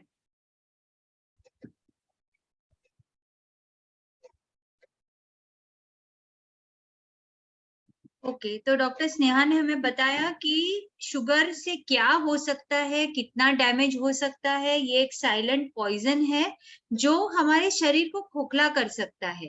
अब उसके मॉनिटरिंग सिस्टम भी बताए। डॉक्टर स्नेहा, आप ये बताइए कि विज्ञान ने काफी एडवांस कर लिया है, तो क्या ऐसी कुछ मेडिसिन हैं जो डायबिटीज का कंट्रोल करते हुए हमारे किडनी, हार्ट, ब्रेन, आईज को भी बचाए? ऐसा कुछ प्रोग्रेस हुआ है, और है तो क्या है? डेफिनेटली आजकल साइंस बहुत ही प्रोग्रेस कर रहा है और काफी सारी नई दवाइयां आई हुई है। जैसे जब भी पहले अगर डायबिटीज के पेशेंट को हम लोग मेटफॉर्मिन वाली दवाई शुरू करते थे, बट आजकल नई दवाइयां आई हुई है जिसमें अगर काफी सारे पेशेंट्स को ये ग्रुप की दवाइयां चालू भी रहेंगी, जिसको हम मेडिकल लैंग्वेज में SGLT2 इनहिबिटर बोलते हैं। ये वाली जो दवाइयां हैं वो यूरिन में से शुगर को बाहर थ्रो करती है, बट लॉन्ग टर्म में काफी सारे डेटा में ऐसे पाया गया है कि किडनी डिसीज का प्रोग्रेशन जो है वो काफी हद तक कम हो जाता है। न्यू ऑनसेट किडनी डिसीज होना भी काफी हद तक रिड्यूस हो जाता है और प्रोटीन यूरिया को भी ये दवाइयां काफी हद तक कंट्रोल में रहती है। और किडनी पेशेंट्स में हार्ट फेलियर के चांसेस भी ज्यादा होते हैं और हार्ट अटैक के चांसेस भी ज्यादा होते हैं। तो ये वाली जो दवाइयां हैं वो किडनी फेलियर पेशेंट्स में हार्ट अटैक और हार्ट फेलियर के चांसेस भी काफी हद तक रिड्यूस करती है। ये एक ग्रुप की दवाई है। दूसरी नई दवाई भी आई हुई है जिसको हम GLP-1 एनालॉग बोलते हैं। पेट में एक हार्मोन होता है जिसको हम GLP-1 बोलते हैं, जो डायबिटिक है और खास करके जिनका वजन ज्यादा है, वो पेशेंट्स में ये हार्मोन की मात्रा कम पाई जाती है। ये हार्मोन बॉडी में बेसिकली एपेटाइट को कम करता है और वजन को रेगुलेट करता है। तो काफी बार अगर हम ये दवाइयां पेशेंट्स को देते हैं तो उनका वजन भी कम होता है। वजन कम होता है, इनडायरेक्टली वो किडनी को प्रोटेक्ट करता है। और दूसरी चीज, ये वाली दवाइयां जो है वो ब्लड वेसल में ब्लॉकेज के चांसेस कम करती है। तो ये दो ग्रुप की दवाइयां हैं जो किडनी फेलियर के चांसेस डायबिटिक पेशेंट्स में काफी हद तक रिड्यूस करती हैं। Thank you doctor. Thank you. So doctor Sneha ने बहुत अच्छी तरह से हमें समझाया है कि डायबिटीज से हमें क्या क्या नुकसान होते हैं, उनको मॉनिटर कैसे करना है, और हमारे पास अब स्पेशल दवाइयां भी आई हैं जिससे हमारे ऑर्गन्स भी बच सकते हैं और डायबिटीज भी कंट्रोल हो सकता है। अब मैं नेक्स्ट क्वेश्चन पूछूंगी डॉक्टर अभिरामी से कि ये डायबिटिक पेशेंट अगर आपके पास कोई है तो आप उनको क्या सलाह देना चाहेंगे कि भाई एक पेशेंट है जिसका फैमिली में डायबिटीज है, तो वो कैसे अपने आप को डायग्नोज करें कि भाई उन्हें किडनी का प्रॉब्लम आ रहा है कि नहीं? ऐसे कोई किडनी वाइज ड्रग्स हैं जो दे पाए कि डायबिटीज का असर किडनी पे कम हो, या किडनी में ऑलरेडी प्रोटीन लीक शुरू हो चुका है तो उसको हम कैसे कंट्रोल में करें? डॉक्टर अभिरामी, हमें थोड़ा बताइए कि एक पेशेंट जो डायबिटिक है उसको अपना कैसे ध्यान रखना है, मॉनिटर कैसे करना है, और डायबिटिक किडनी डैमेज आ रहा है उसे कैसे समझेगा? Good question Shruti. Diabetes is the commonest cause, वो तो हम पहले से 2-3 बार सुन चुके हैं। तो डायबिटीज एक तो सबसे पहली बात है कि डायबिटीज है या नहीं स्क्रीन करना चाहिए। डायबिटीज में इनिशियली सिम्टम्स नहीं होते हैं, तो सिम्टम्स आने तक वेट करते हैं तो ऑलरेडी लेट हो जाता है, the horse is out of the ball. तो जिसको भी फैमिली में डायबिटीज की हिस्ट्री है, 35 ईयर्स की एज होते ही शुगर के लिए स्क्रीनिंग कर लेना चाहिए। उसके बाद हर साल या हर 5 साल रिपोर्ट के हिसाब से रेगुलरली चेकिंग करना होता है, वो आपके फिजिशियन बताएंगे। जिसको शुगर आ जाता है, दो चीज इंपॉर्टेंटली याद रखना चाहिए। डायबिटीज जब सिम्टम्स नहीं होता है, अर्ली स्टेज में है, उसी टाइम उसको अच्छे से कंट्रोल करते हैं तो बाद में प्रोटेक्शन आता है। इसको लीगेसी इफेक्ट बोलते हैं। तो शुगर को कंट्रोल करना सिम्टम्स आने के पहले सबसे जरूरी है। तो लेकिन हम अभी बात कर रहे हैं शुगर की वजह से किडनी प्रॉब्लम हो जाएगा तो क्या करें। शुगर की वजह से किडनी प्रॉब्लम भी शुरू में सिम्टम्स नहीं होता है। उस टाइम पे यूरिन माइक्रो एल्बुमिन करके एक टेस्ट होता है, वो करते हैं, तो वो सबसे पहले अर्लीस्ट किडनी प्रॉब्लम का मार्कर होता है। तो जिसको भी डायबिटीज है, साल में एक बार ये टेस्ट कर लेना चाहिए, या तो जब भी सिम्टम्स होता है या जब डॉक्टर एडवाइस करते हैं। जब ये यूरिन माइक्रो एल्बुमिन के लिए स्क्रीन करते आएंगे तो अर्ली स्टेज में शुगर की वजह से किडनी अफेक्ट होता है पता कर सकते हैं। उस स्टेज में फिर भी थोड़ा सा इसको रिवर्स कर सकते हैं, लेकिन उसके बाद क्लियर कट यूरिन में प्रोटीन आना शुरू हो जाता है, उसके बाद वो रिवर्स नहीं हो पाता है। तो जब माइक्रो एल्बुमिन पिकअप करते हैं, ऑलरेडी डॉक्टर स्नेहा ने बताया है वो SGLT2 इनहिबिटर्स और GLP-1 एगोनिस्ट के बारे में, जो शुगर की मेडिसिन है जो किडनी की प्रोटेक्शन देता है। इसके अलावा और भी मेडिसिन हैं जो प्रोटीन को कम करने में यूज होता है और किडनी डिजीज में प्रोग्रेशन को कम करता है। इसमें सबसे इम्पोर्टेंट ग्रुप है AC इनहिबिटर्स, ARBs बोलते हैं। ये एक तरीके की ब्लड प्रेशर की मेडिसिन है। ये मेडिसिन देने की वजह से प्रोटीन कम होता है, यूरिन में जो प्रोटीन जाता है वो कम होता है और किडनी डिजीज अच्छे से कंट्रोल हो पाता है। इसमें और अभी एक नया ग्रुप ऑफ मेडिसिन भी आए हैं, फिनेरेनोन करके, वो मेडिसिन भी यही काम करता है लेकिन प्रोटीन कम करने में। लेकिन ये सब मेडिसिन देने में कुछ कैवियट्स होते हैं, किसको दे सकते हैं, प्रेशर कैसा है, पोटेशियम कैसा है, वो सब। तो लेकिन आपके नेफ्रोलॉजिस्ट को ये सब मालूम रहता है। तो आपका बस यही मैसेज है मेरे लिए, शुगर है या नहीं पहले स्क्रीन कर दीजिए। जब शुगर आ जाता है, किडनी प्रॉब्लम है या नहीं स्क्रीन कीजिए। है तो नेफ्रोलॉजिस्ट को अर्ली स्टेजेस में कंसल्ट कर दीजिए। देयर आर एनफ मेडिसिन, वो डिसीज को प्रोग्रेशन से रोकता है और बहुत अर्ली स्टेज में पिकअप करते हैं तो रिवर्स भी हो जाता है। Thank you. Thank you. तो देखिए, अब हमने लास्ट 10-15 मिनट में डायबिटीज डिस्कस किया कि डायबिटीज कैसे नंबर 1 कारण है कि हमारे किडनी को फेल करता है। अब डायबिटीज के बाद नंबर आता है ब्लड प्रेशर का। डायबिटीज और बीपी ये 2 कॉमनेस्ट कारण होते हैं, और जैसे डॉक्टर ईशा ने बताया था कि डायबिटीज और बीपी में क्या पहले आया क्या बाद में आया समझ में नहीं आता है, लेकिन ये भी एक बहुत कॉमन कारण है जिसकी वजह से किडनीज फेल होती हैं। तो डॉक्टर ईशा हमें बताइए कि ब्लड प्रेशर क्या होता है और ब्लड प्रेशर से हमारी किडनीज डैमेज कैसे होती हैं और इनसे बचा कैसे जाए? जी मैम, बिल्कुल। ब्लड प्रेशर एक्चुअली ऐसा आमतौर पर पेशेंट्स बोलते हैं कि मुझे बीपी की बीमारी है। बीपी अपने आप में बीमारी नहीं है। Blood pressure is normal physiology.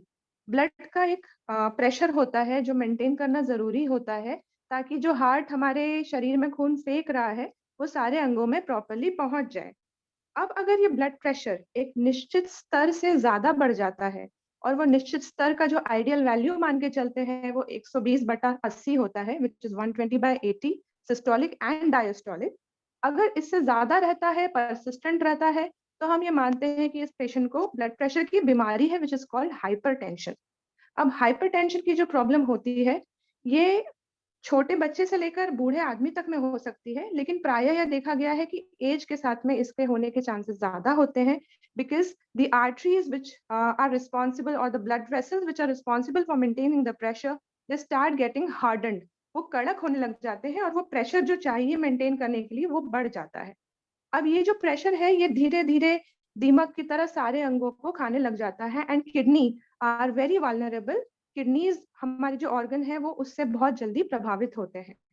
कुछ ऐसे पेशेंट्स होते हैं जिनको ऑलरेडी सीकेडी या किडनी की बीमारी हो गई है, उनमें तो आप समझिए कि जिस तरह हम गाड़ी चलाते हैं और एक्सीलरेटर पे पाँव रख देते हैं तो सडनली स्पीड बढ़ जाती है। तो अगर हमारा ब्लड प्रेशर मेंटेन नहीं रहेगा, if you don't bring it down below a certain level, तो ये जो प्रोग्रेशन है या बढ़ने का जो रेट है किडनी की बीमारी का, वो बहुत फास्ट हो जाएगा। अब ब्लड प्रेशर को पहले तो हमें लाना ही नहीं है हमारे शरीर में कि हमें हाइपरटेंशन हो जाए। So what should be done about it? उसके लिए हमें सबसे पहले सॉल्ट इंटेक या नमक का जो सेवन है उसे एकदम कम रखना चाहिए। ऐसा कहा जाता है कि हमें 5 ग्राम से भी कम रखना है। हम इसे अब नाप तोल तो नहीं सकते हैं तराजू में, तो we should make it a point that we should not take the packaged food items जो फास्ट फूड होते हैं या सॉसेस वाले या पैकेज्ड फूड आइटम्स होते हैं, उन्हें हमें कम से कम सेवन करना चाहिए। उसके अलावा जब खाना बन रहा होता है उसमें नमक कम डालना है। ऊपर से जो चीजें हैं जो नमक बढ़ाती हैं उन्हें कम डालना है। इन सब प्रैक्टिसेस से हम ये सेट कर सकते हैं कि हमारा जो सॉल्ट का इंटेक है वो कम है। उसके अलावा जो इम्पोर्टेंट चीजें हैं ब्लड प्रेशर पे चेक रखने के लिए, वो है लाइफस्टाइल। अगर हम प्रॉपर लाइफस्टाइल मेंटेन करेंगे, अगर हम योगा पे ध्यान देंगे या एक्सरसाइजेस करेंगे, तो भी हम इस चीज को चेक में रख सकते हैं। इन सब चीजों के अलावा कुछ लोग होते हैं जो ये सब करने के बाद भी प्री डिस्पोज होते हैं हाइपरटेंशन के लिए, मतलब उनमें ऐसा जेनेटिक प्रोग्रामिंग ही रहता है कि उन्हें हाइपरटेंशन डेवलप होगा। तो ये लोग जिन्हें फैमिलीज में या अनुवांशिक तौर पर हाइपरटेंशन की बीमारी चली आ रही है, उन्हें 40 साल से कम की उम्र में ब्लड प्रेशर का रेगुलर चेकअप कराना चाहिए। And when I say regular, it should be at least once in an year, it should be at least annual.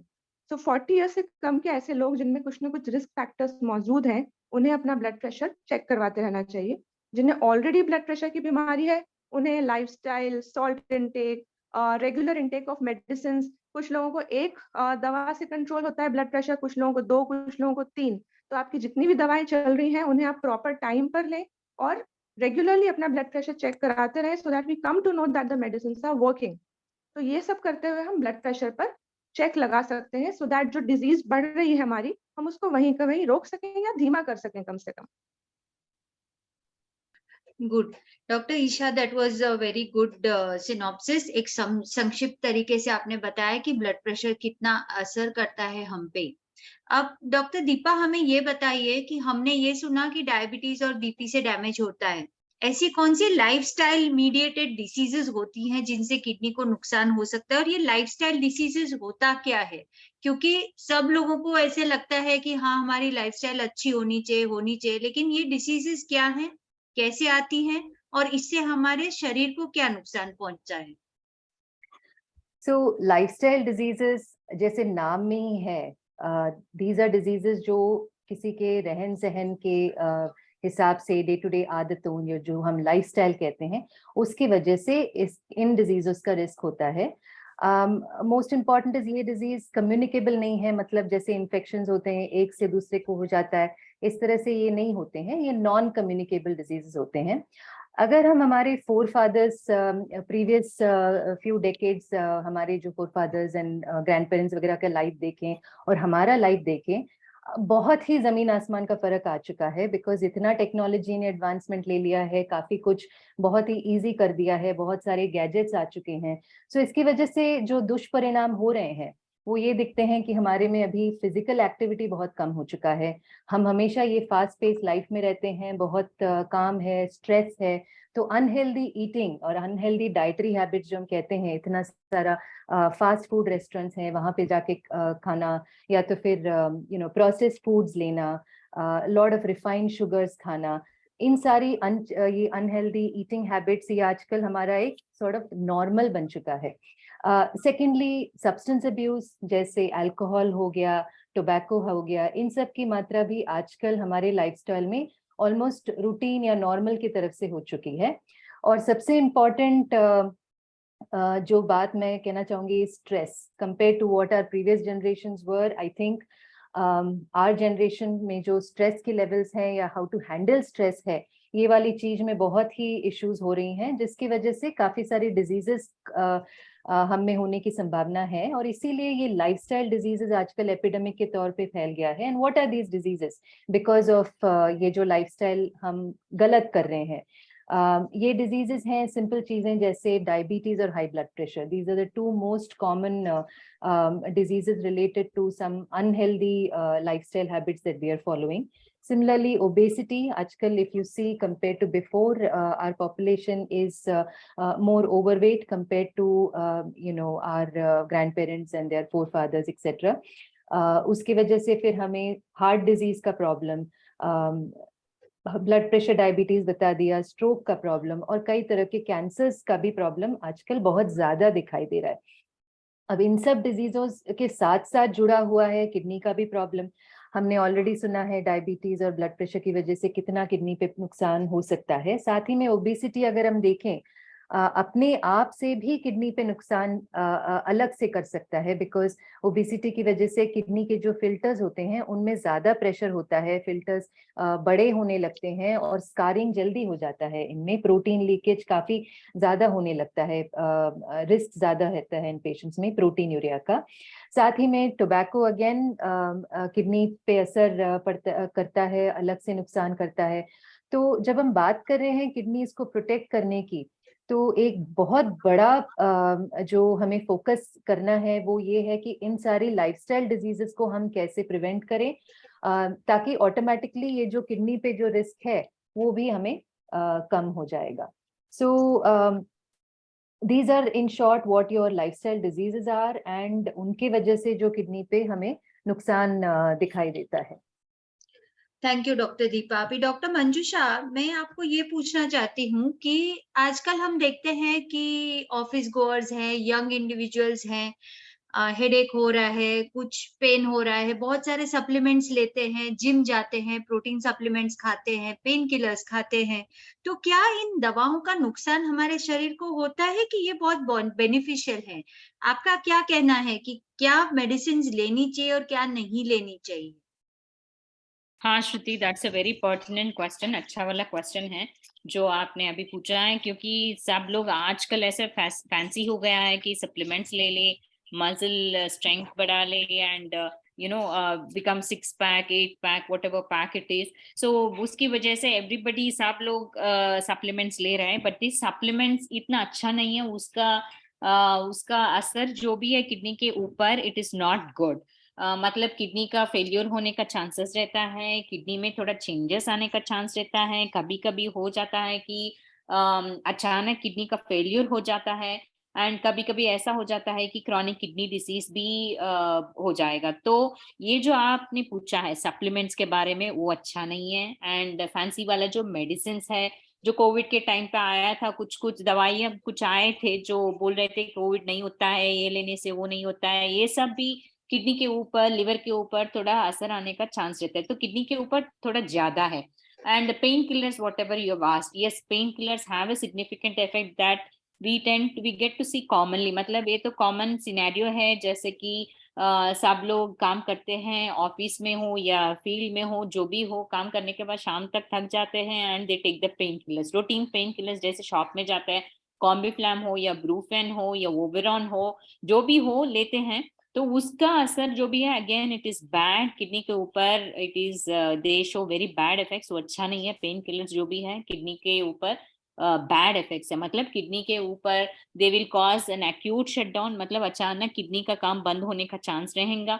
उसके अलावा प्रोटीन भी पेशाब में निकलने का चांस रहेगा। उसके अलावा क्रॉनिक किडनी डिजीज जैसे कि परमानेंट फेल्यूर होने का चांस भी रहेगा। तो इसलिए पेन किलर्स भी ज्यादा नहीं लेना चाहिए। पेन किलर्स भी, it should be better to avoid pain killers altogether if it is possible. उसके अलावा और कुछ दवाई भी है जो साइंस में अभी बोल रहे हैं, we should limit ours with respect to the drug usage. जो भी ड्रग इस्तेमाल करने वाले हैं, थोड़ा पहचानत को कर लो, उसका असर डोज की वजह से किडनी के ऊपर असर आएगा कि नहीं। अगर नहीं असर आएगा तो ठीक है, फिर भी डॉक्टर से मालूम करना चाहिए कि उसका असर किडनी के ऊपर आएगा। Specially this is much more important in जिन लोगों में डायबिटीज है, हाइपरटेंशन है, नहीं तो किडनी थोड़ा ज्यादा, किडनी का पॉइंट जो है क्रिएटिनिन थोड़ा ज्यादा है, So better to know what drugs you are using. The drugs can be very wide ranging, from painkillers to supplements to antibiotics to many other drugs. जैसे कि आजकल वो पेंटाप्रोजोल PPI जो भी है उसका असर भी थोड़ा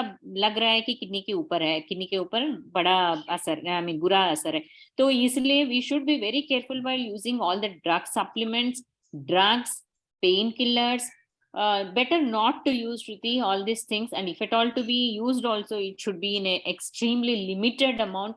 That needs to be taken care of by the everybody in the society, not just the patients. It's a thing that everybody needs to take care, so that they can preserve the kidney function in a better way and in a more sustainable way. Thank you Dr. Manjusha, that was very good. तो मतलब हमें ये समझना है कि कुछ भी दवाई हमें डॉक्टर की सलाह के बिना लेना नहीं है. जितने टाइम के लिए दवाई दी है उतने टाइम के लिए लेके बंद करनी है. कभी क्या होता है, लोग पेन किलर्स लेते हैं, फिर आगे जाके कभी कुछ पेन होता है तो वही दवाई खरीद के वापस लेने लगते हैं, क्योंकि डॉक्टर एक पर्टिकुलर अमाउंट के लिए, दिनों के लिए दवाई देते हैं, तो उन्हें पता है कि उसकी साइड इफेक्ट नहीं होगी. लेकिन अगर आप उसको लंबे समय तक लेते रहे, अपने आप बिना मॉनिटरिंग के लेते रहे, तो उससे प्रॉब्लम हो सकता है. अब डॉक्टर दीपा हमें ये बताइए कि हम यूजुअली ऐसा सोचते हैं कि बच्चे बहुत हेल्दी होते हैं, उनको कोई किडनी की बीमारी नहीं हो सकती है. और मैंने कई बार देखा है पेरेंट्स को कि भाई मेरा बच्चा बहुत लुकड़ा सुकड़ा है, बहुत पतला है, इसको मोटा करो, इसको खिलाओ पिलाओ, मेरा बच्चा तो खा ही नहीं रहा है. तो कहाँ तक ये बात सच है कि बच्चे बीमार नहीं पड़ सकते, और क्या बच्चों को किडनी की बीमारियां होती हैं, और ये किन टाइप की होती हैं? डॉक्टर दीपा. एक्चुअली ये बहुत ही अहम सवाल है, बिकॉज कई बार हमने देखा है कि अडल्ट, यंग अडल्ट में जो हम देखते हैं किडनी फेलियर के केसेस, उनकी जो शुरुआत होती है वो पीडियाट्रिक टाइम से ही शुरू है, पर वो पकड़ में नहीं आया है. So to answer your question, yes, बच्चों में भी किडनी के प्रॉब्लम्स हो सकते हैं, क्रॉनिक किडनी डिजीज, पर जो कारण है वो थोड़ा सा अलग है. बिकॉज जब हमने डिस्कस किया अडल्ट के बारे में, हमने बात की हाइपरटेंशन, डायबिटीज, ये सारी चीजें बच्चों में उतनी हम देखते नहीं हैं. और फिर बच्चों में क्या है कारण जिसकी वजह से किडनी के प्रॉब्लम हो सकते हैं. तो ये जो हम कहते हैं ना कॉन्जेनिटल एनोमलीज, मतलब जब बच्चा माँ के वूम में डेवलप हो रहा है, उस टाइम डेवलपमेंट के दौरान अगर कोई एनोमली हो, मैल डेवलपमेंट हो, किडनी में थोड़े चेंजेस तभी आए, यूरिनरी ट्रैक्ट में थोड़े चेंजेस आए, और वो आगे जाके जब बच्चा पैदा होता है उसके बाद अगर उस पे ध्यान ना दिया गया हो, तो वो धीरे धीरे बढ़ के किडनी के फंक्शन को धीरे धीरे घटाने लगता है, जिसकी वजह से किडनी का डैमेज इरिवर्सिबल हो सकता है. अभी कौन सी ऐसी चीजें हैं, आई मीन इनफैक्ट ये ऑलमोस्ट 50 या 60% कारण जो बच्चों में प्रॉब्लम्स होते हैं किडनी के, ये कॉन्जेनिटल एनोमलीज की वजह से होते हैं. फॉर एग्जाम्पल, अगर ओलिगोहाइड्रामनियोस एक कंडीशन है, जो एंटीनेटल टाइम, जब बच्चा माँ के पेट में होता है, तब हम सोनोग्राफी, स्क्रीनिंग सोनोग्राफीज करते हैं, तब भी ये पकड़ में आता है. कई बार किडनी थोड़े ब्राइट दिखते हैं बच्चे के जब एंटीनेटल स्कैन्स होते हैं. ये सारे थोड़े ऐसे क्लूज हैं कि शायद कुछ प्रॉब्लम है बच्चे के किडनी और यूरिनरी सिस्टम में. और इस चीजों को हमें इमीडिएटली बर्थ के बाद, बच्चे के जन्म के बाद इसको एड्रेस करना है, ताकि इसको हम वहीं पर रोक सकें या इसका इलाज शुरू कर सकें. तो इस तरह के रीनल मैल्फॉर्मेशंस, रीनल डिस्प्लाजिया, हाइपोप्लाजिया, ये सब चीजें जो कहती हैं, ये congenital anomalies of the kidney के अंदर आती है. और कौन सी चीजें हैं जो बच्चों के लिए हम किडनी डिजीजेस रिजल्ट कर सकते हैं? वो अगेन किडनी के फिल्टर्स में जो प्रॉब्लम्स आ सकते हैं, जैसे ग्लोमेरुलोनेफ्राइटिस, कोई हेरिडिटरी कंडीशंस हो सकते हैं जिसमें बहुत प्रोटीन्स लीक होते हैं, जेनेटिक कंडीशंस हो सकते हैं. इन सब चीजों का भी बच्चों पे असर थोड़ा ज्यादा दिखता है. एक और कंडीशन अगेन है हेरिडिटरी नेफ्राइटिस जो बोलते हैं, ये भी बच्चों में एक प्रकार का इन्फ्लेमेशन होता है, जिसकी वजह से आगे जाके किडनी पे नुकसान होता है. Now another important part is infections. अगर बच्चों में यूरिन का इन्फेक्शन आए तो इसे बहुत ही लाइटली नहीं लेना चाहिए, स्पेशली अगर बॉय चाइल्ड में हो. तो इसका हमें तुरंत पीडियाट्रिशियन के द्वारा थोड़ी जांच करनी चाहिए कि क्यों ये इन्फेक्शन हुआ, कहीं उसका अंदरूनी कोई दूसरा कारण तो नहीं है, जैसे कोई यूरिनरी ट्रैक्ट में कोई ऑब्स्ट्रक्शन, वाल्व्स वगैरह, जिसको हम सुधार सके. तो यस, बच्चों में भी क्रॉनिक किडनी डिजीज अनफॉर्चुनेटली हो सकता है, कारण भी हमने अभी डिस्कस किया। तो कैसे इसको मैनेज करते हैं? अगर सो मेन इशू यही है कि सिम्टम्स जब तक आने लगते हैं बच्चों में, जैसे उनका ग्रोथ बराबर नहीं है या वो बहुत ही थके हुए हैं, सांस फूलता है, बच्चा बहुत इरिटेबल है, खाना वगैरह नहीं खा रहा है, ये सब सिम्टम्स जब तक आने लगते हैं तब तक किडनी का डिजीज काफी हद तक प्रोग्रेस हो चुका रहता है। तो इसमें क्या कर सकते हैं हम? एक तो बहुत ही सतर्क रहना है। अगर एंटीनेटल स्कैन्स में कुछ हमें लक्षण दिखाई दिए तो तुरंत उसको डिलीवरी के बाद पीडियाट्रिशियन और पीडियाट्रिक नेफ्रोलॉजिस्ट की सलाह के साथ इसको वहीं पर इसका इलाज शुरू करना चाहिए, ताकि किडनी पे डैमेज थोड़ा हम कम कर सकते हैं और किडनी की आयु को थोड़ा हम ज्यादा कर सकते हैं। सेकेंडली, अगर यूरिनरी बच्चा बार बार वेटिंग करता है, यूरिन कंट्रोल नहीं है even after 3 years of age, when you expect कि बच्चे को बराबर से यूरिन कंट्रोल आना चाहिए, या तो फिर यूरिनेशन में कोई एबनॉर्मलिटीज दिखाई दिए, बार बार इन्फेक्शन आने लगे, या फिर अगर यूरिन में ब्लड डिटेक्ट हो, तो ये सब चीजें भी रेड फ्लैग्स होती हैं जिनको हमें इग्नोर नहीं करना चाहिए। तो early diagnosis again is the main stay in management these cases, because we need to detect these conditions first. For that we have to be vigilant. If there is any doubt, pediatrician जब बच्चे को देखता है, अगर doubt लगता है कि हाँ किडनी का कोई प्रॉब्लम हो सकता है, तो यूरिन रूटीन के साथ साथ एक spot urine protein to creatinine ratio भी भेजना चाहिए, ताकि हम क्वांटिटेट करें कि कितना यूरिन में प्रोटीन आ रहा है। और अगर वो नॉर्मल से थोड़ा ज्यादा हो तो तुरंत हम पीडियाट्रिक बच्चों के जो किडनी स्पेशलिस्ट हैं उनको रेफर करके उसका जो कारण और उसका जो इलाज है हम स्टार्ट कर सकते हैं। So again I would suggest getting a blood pressure check during visits to pediatrician, and at the sign of any slightest doubt, if there is any concern कि किडनी में कोई प्रॉब्लम हो सकता है, तो उसे तुरंत एटलीस्ट इन्वेस्टिगेट करना बहुत जरूरी है। और एंटीनेटल प्रॉब्लम्स अगर कुछ भी डिटेक्ट हो तो उसे इग्नोर ना करें और तुरंत उसकी जांच करें। तो these are the few ways in which हम बच्चों में जो किडनी डिजीज का जो बर्डन है उसको हम कम कर सकते, ताकि आगे जाके उनके अडल्टहुड में भी ये प्रॉब्लम की मात्रा थोड़ी कम हो। Thank you doctor Deepa. अब हम जाते हैं डाइट की तरफ। खाना एक बहुत इंपॉर्टेंट चीज होती है और किडनी में वो खासकर बहुत असर करती है। हमने सुना कि डायबिटीज, ब्लड प्रेशर, ओबेसिटी, ये सब चीजें लाइफस्टाइल रिलेटेड डिसीजेस हैं। तो ये सब कंट्रोल करना तो जरूरी है, लेकिन किडनी की अगर किसी को बीमारी है तो उन्हें क्या समझना चाहिए डाइट के बारे में? हमारे पास एक स्पेशल रीनल डाइटिशियन है, किडनी की डाइटिशियन है, जो कि चीफ डाइटिशियन है ग्लोबल हॉस्पिटल की और किडनी के पेशेंट्स का सपोर्ट करती हैं। तो हम मिस जमरुद पटेल से ये पूछेंगे कि डाइट में ऐसी क्या चीजें हैं जो हम पेशेंट्स को बोलते हैं कि इसको ध्यान में रखें। जब किसी को ब्लड प्रेशर हो तो सॉल्ट कम करने की टिप्स क्या होंगी और उन्हें साधारणतः कौन सी कॉमन चीजें फॉलो करनी है? थैंक यू डॉक्टर श्रुति। हमारे डॉक्टर्स जैसे हमें बता रहे हैं कि किस वजह से किडनी की बीमारियां होती हैं, तो आज अगर आप देखोगे तो लाइफस्टाइल सबसे अव्वल नंबर पे आता है। तो लाइफस्टाइल मतलब क्या? क्योंकि आज हमारा खाने पीने का तरीका बदल गया है, खाने पीने की चीजें बदल गई हैं, उसके कारण हमारे खाने में बहुत ज्यादा तेल आता है, बहुत ज्यादा नमक आता है, शक्कर बढ़ती है, जिसकी वजह से मोटापा बढ़ता है, ब्लड प्रेशर बढ़ता है, डायबिटीज बढ़ता है, और ये लीडिंग कॉज है आपके किडनी को तकलीफ देने के लिए।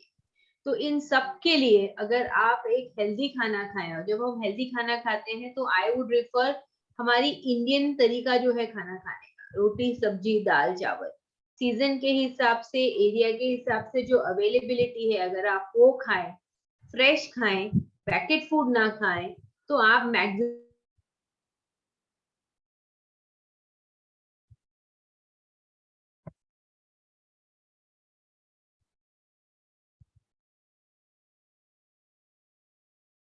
आई थिंक उनका इंटरप्शन है। हाँ, इंटरप्शन हो गया है, तो मैं इसको फिनिश करना चाहूंगी कि डाइट वाइज इम्पोर्टेंट क्या है कि आप फ्रेश फ्रूट्स वेजिटेबल्स खाएं, आप ज्यादा पैकेज फूड्स ना खाएं। मैदा है, सॉल्ट है, शुगर है, ये आज के जमाने के 3 व्हाइट पॉइजन हैं जिनसे हमें दूर रहना है।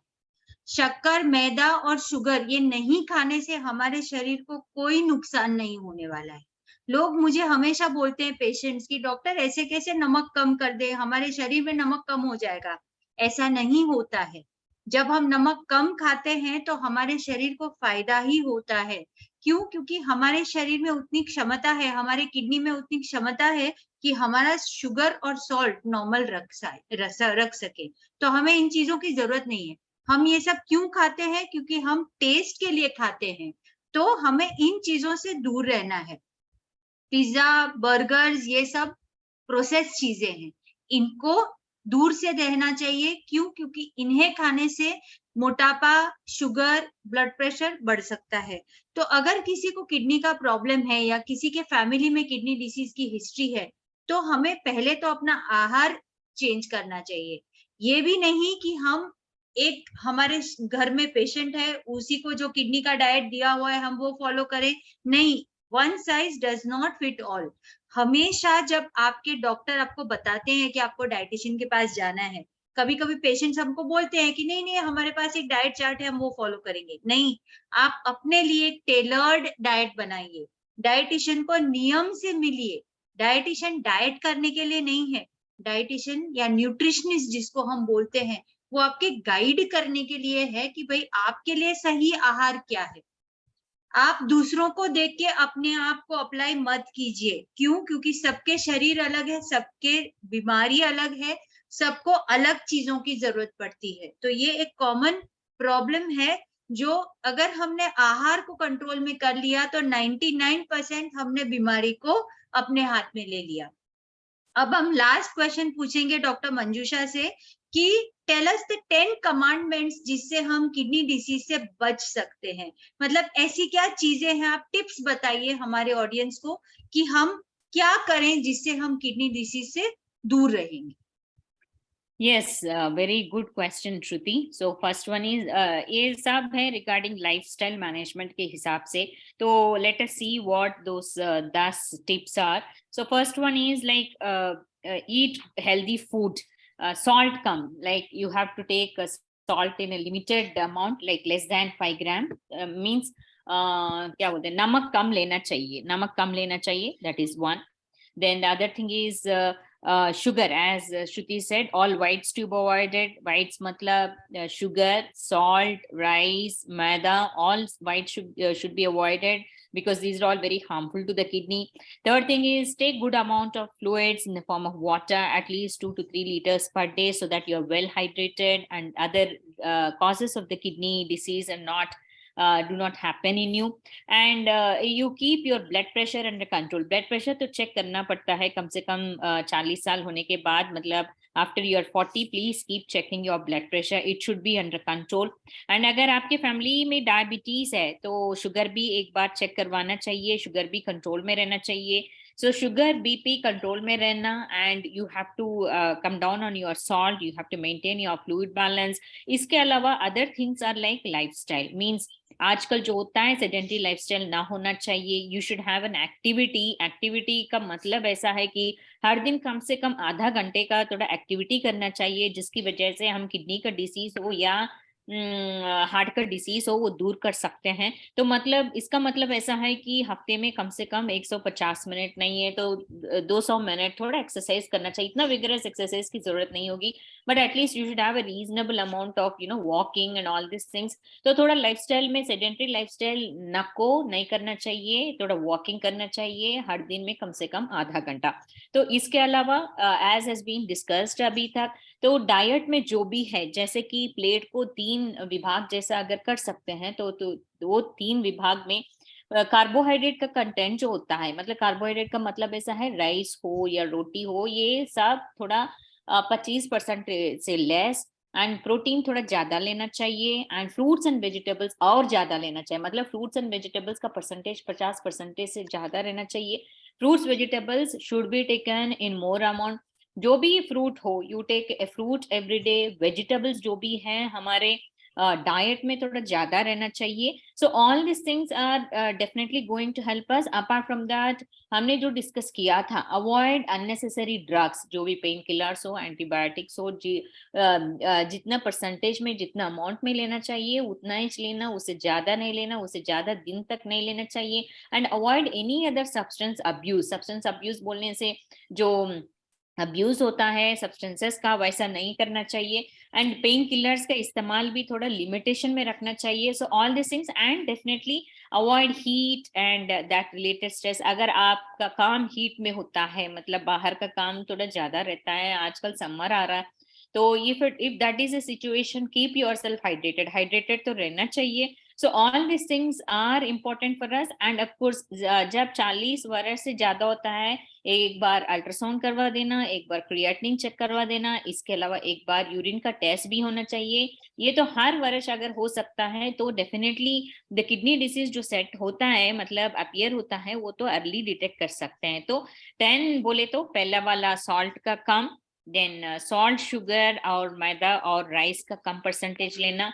Then exercise at least about half an hour every day. Then you keep your BP under control, you keep your sugar under control, you keep your lipids बोलने से कोलेस्ट्रॉल जो होता है वो भी थोड़ा कंट्रोल में रखना चाहिए. कोलेस्ट्रॉल का फूड जो होता है तो वो भी थोड़ा कंट्रोल में रखना चाहिए. अगर वो कंट्रोल में नहीं है तो उसका जो भी ड्रग्स होता है, मेडिसिन होता है, तो अच्छी तरह तो लेना चाहिए. वो 6 वाला नंबर है. Then the other thing is, don't take other painkillers, antibiotics and all these things in unwanted amount, and keep yourself hydrated, avoid heat and all these things. So these are the few things what needs to be told, and keep yourself checked annually. So these are the things, Shruti, I wanted to tell. Anything else to be added by you, please? I No. think you should. So एक target blood pressure जो होना चाहिए, काफी लोग मुझे बोलते हैं कि मेरी उम्र 60 हो गई है तो 150 160 बीपी ठीक है. नहीं, कोई भी उम्र के लिए 120 से 130 ऊपर वाला बीपी और नीचे वाला बीपी 70 to 80, ये टारगेट होना चाहिए. HbA1c मैं डॉक्टर स्नेहा की तरफ से बता रही हूँ कि HbA1c हमारा 5.5 और 6.5 के बीच में होना चाहिए. HbA1c क्या है? 3 मंथ्स का एवरेज है शुगर का, जो हर 3 महीने में हमें करना चाहिए. ये अगर कंट्रोल में रहा, ये टारगेटेड रहा, हमारा बॉडी मास इंडेक्स 20 से कम रहा, मतलब कि हाइट और वेट की जो रेशियो होती है, वो एक बॉडी मास इंडेक्स नाम का एक फिगर होता है. तो body mass index, target sugar, target BP, ये 3 अगर टारगेट में रखे, खाने पीने में फ्रेश फ्रूट्स और वेजिटेबल्स रखे, तो हम किडनी डिसीज से डेफिनेटली दूर रहेंगे. अननेसेसरी ड्रग्स जैसे डॉक्टर मंजूषा ने बताया है, प्लीज मत लीजिए. ये एक बहुत महामारी हो रही है कि लोग unnecessary supplements, vitamin, pain killers खा के बीमार पड़ रहे हैं. So don't do that. अच्छा खाना खाइए, उससे अच्छा रहेगा. तो to wind up this chat, मैं आपको एक संक्षिप्त में बताऊंगी कि हमने कैसे ये जाना कि किडनीज क्या होती है, उनका काम क्या होता है, अगर किडनीज काम नहीं करती है तो क्या होता है, किडनी डिसीजेस किस प्रकार के होते हैं, किडनी डिसीज किन चीजों की वजह से होते हैं, इनसे हमें कैसे बचना चाहिए. अब हमारे पास और एक विख्यात किडनी स्पेशलिस्ट हैं जो कि डॉक्टर संजय पंड्या हैं, और ये राजकोट में स्थित है. लेकिन इन्होंने किडनी हेल्थ के ऊपर और किडनी अवेयरनेस जो पेशेंट्स के लिए मिलनी चाहिए, उसके लिए बहुत काम किया है. और उनकी एक वेबसाइट है जिसमें हर एक लैंग्वेज में एक किडनी डिसीज को क्या जानना चाहिए वो लगाया हुआ है. ये घड़ी घड़ी विख्यात हुआ है. तो मैं डॉक्टर संजय पंड्या को इन्वाइट करूंगी कि ये वेबसाइट लोगों को दिखाएं, हमारे पार्टिसिपेंट्स को, ताकि वो अपनी यूजुअल लाइफ में, डे टू डे केयर में एटलीस्ट इसे पढ़ के आगे बढ़े, ताकि अनगाइडेड कैसे भी ना आगे बढ़े. डॉक्टर पंड्या, आप प्लीज टेक ओवर कीजिए. नमस्ते श्रुति बेन और सब हमारे जो ये अवेयरनेस कैंपेन में अटेंड कर रहे हैं, ये सब लोगों का मेरा नमस्कार. बहुत ही बढ़िया तरीके से सब बेसिक इंफॉर्मेशन किडनी और उसके प्रिवेंशन के लिए दी गई है. वो सुन के मुझे बहुत ही मैं प्रसन्न हुआ. अभी बात ये है कि अगर आपको ये सब इंफॉर्मेशन है, वो अधिक जानकारी चाहिए, तो हम क्या कर सकते हैं, क्योंकि आमतौर पे काफी इग्नोरेंस किडनी के बारे में लोगों में रहता है, और देखा गया है कि 90% ऑफ द पीपल किडनी के बारे में बहुत ही कम जानकारी पाते हैं। उन लोगों में बेसिक इंफॉर्मेशन बहुत कम होती है। ये जो सब इतनी बढ़िया जानकारी आपको मिली कि भाई लाइफस्टाइल अच्छी होनी चाहिए, डाइट अच्छा होना चाहिए, डायबिटीज ब्लड प्रेशर का कंट्रोल अच्छा होना चाहिए, तो ये जो सब आपको चीजें बताई गई है उससे आपको बहुत ही इंफॉर्मेशन मिलेगी। तो आप जानकार रहिए और सलामत रहिए। और किडनी की सुरक्षा के लिए जो सही इंफॉर्मेशन है वो लोगों को अपनी मातृभाषा में, अपनी जो नेटिव लैंग्वेज में अगर मिलती है तो लोग उसे अच्छी तरह से समझ पाते हैं और उसका सही इस्तेमाल कर सकते हैं। इस कार्य के लिए मैं आपको हमारी वेबसाइट kidneyeducation.com के बारे में बताना चाहूंगा, कि जो कि काफी डिफरेंट लैंग्वेजेस में इंफॉर्मेशन देती है, और उनका जो हेतु है वो किडनी के रोगों की रोकथाम करना, और अगर किडनी की रोगों डेवलप हो गए तो उसका सही तरीके से कैसे इलाज करे उसके बारे में ये वेबसाइट 40 लैंग्वेज में आपको जानकारी देती है। ये 40 लैंग्वेज में सब विश्व की सब महत्वपूर्ण भाषाओं को इंक्लूड किया गया है, और ये 220 पेज की किताब है जो कि 28 इंटरनेशनल लैंग्वेजेस में और 12 इंडियन लैंग्वेजेस में अवेलेबल है। और ये वेबसाइट है वो हम सबके लिए प्राउड है, क्योंकि सबसे ज्यादा लैंग्वेज में किताब होने की वजह से उसे वर्ल्ड रिकॉर्ड अवार्ड का रिस्पेक्ट मिला है। और काफी लोग इस वेबसाइट का यूज कर रहे हैं क्योंकि फ्री में सब जानकारियां है। तो अभी तक इस वेबसाइट को 10 करोड़ 100 मिलियन हिट्स मिल गई है, और ये website completely free of sponsorship, donation, advertisement, funding है, इसलिए उसे बहुत ही स्ट्रॉन्ग ग्लोबल सपोर्ट मिला है। मुझे आपको हमारी 100 से ज्यादा नेफ्रोलॉजिस्ट की टीम को इंट्रोड्यूस करता बहुत खुशी होती है कि इन सब लोगों के डेडिकेटेड एफर्ट से ये 40 भाषा में वेबसाइट होना संभवित हुआ है। और इन लोगों ने क्या किया, तो कि किताब बना के वेबसाइट पे रखने के लिए हमें परमिशन दे दी टोटली फ्री, जिससे उनकी सैक्रिफाइस की वजह से आज पूरे वर्ल्ड के लोगों को उसे इसका फायदा मिल रहा है। इस हमारे लीडरशिप में स्ट्रॉन्ग ग्लोबल सपोर्ट है। President international society of nephrology जो पास्ट प्रेसिडेंट थे, उन लोगों ने इटालियन वर्जन, स्पेनिश वर्जन, इतने सीनियर लोगों ने बनाया है, वो हमारे लिए बहुत सौभाग्य की बात है। और ये हमारी जो किडनी एजुकेशन की एक्टिविटी है उसको बहुत ही स्ट्रॉन्ग सपोर्ट ग्लोबली मिला है। International society of nephrology, American society of nephrology, European renal association, आप देखो कितने लोगों हमारे साथ है और हमारी वेबसाइट के बारे में पूरे विश्व में जो इंफॉर्मेशन है वो शेयर करने के लिए हमारे साथ पहुंचे हैं। We are blessed with this activity and this year हमारा 2023 वर्ल्ड किडनी डे का जो हमारा कैंपेन है, उसलिए हमारा सौभाग्य है कि डॉक्टर विवेकानंद झा सर जो कि past president international society of nephrology है, डॉक्टर संजीव गुलाटी सर जो कि president Indian society of nephrology है, डॉक्टर गिरीश माथुर सर जो president association of physician of India है, ये सब लोग साथ मिलके इस साल अवेयरनेस कैंपेन के लिए हम आगे बढ़ रहे हैं। अब सबसे महत्वपूर्ण बात यह आती है कि भाई ये किडनी वेबसाइट क्या है और उसमें व्हाट्सएप पे किताब मिलती है ऐसा हमने सुना है, तो कौन से नंबर पे मिलती है? तो मैं आपको रिक्वेस्ट करूंगा कि आप ये वेबसाइट का नाम kidneyeducation.com है, वो सही तरीके से याद रख लीजिए। बहुत ही सिंपल है और ये जो नंबर है 9426933238, इस पे अगर आप मैसेज करेंगे तो आपको अपनी मातृभाषा में ये जो किताब है वो निशुल्क मिलेगी।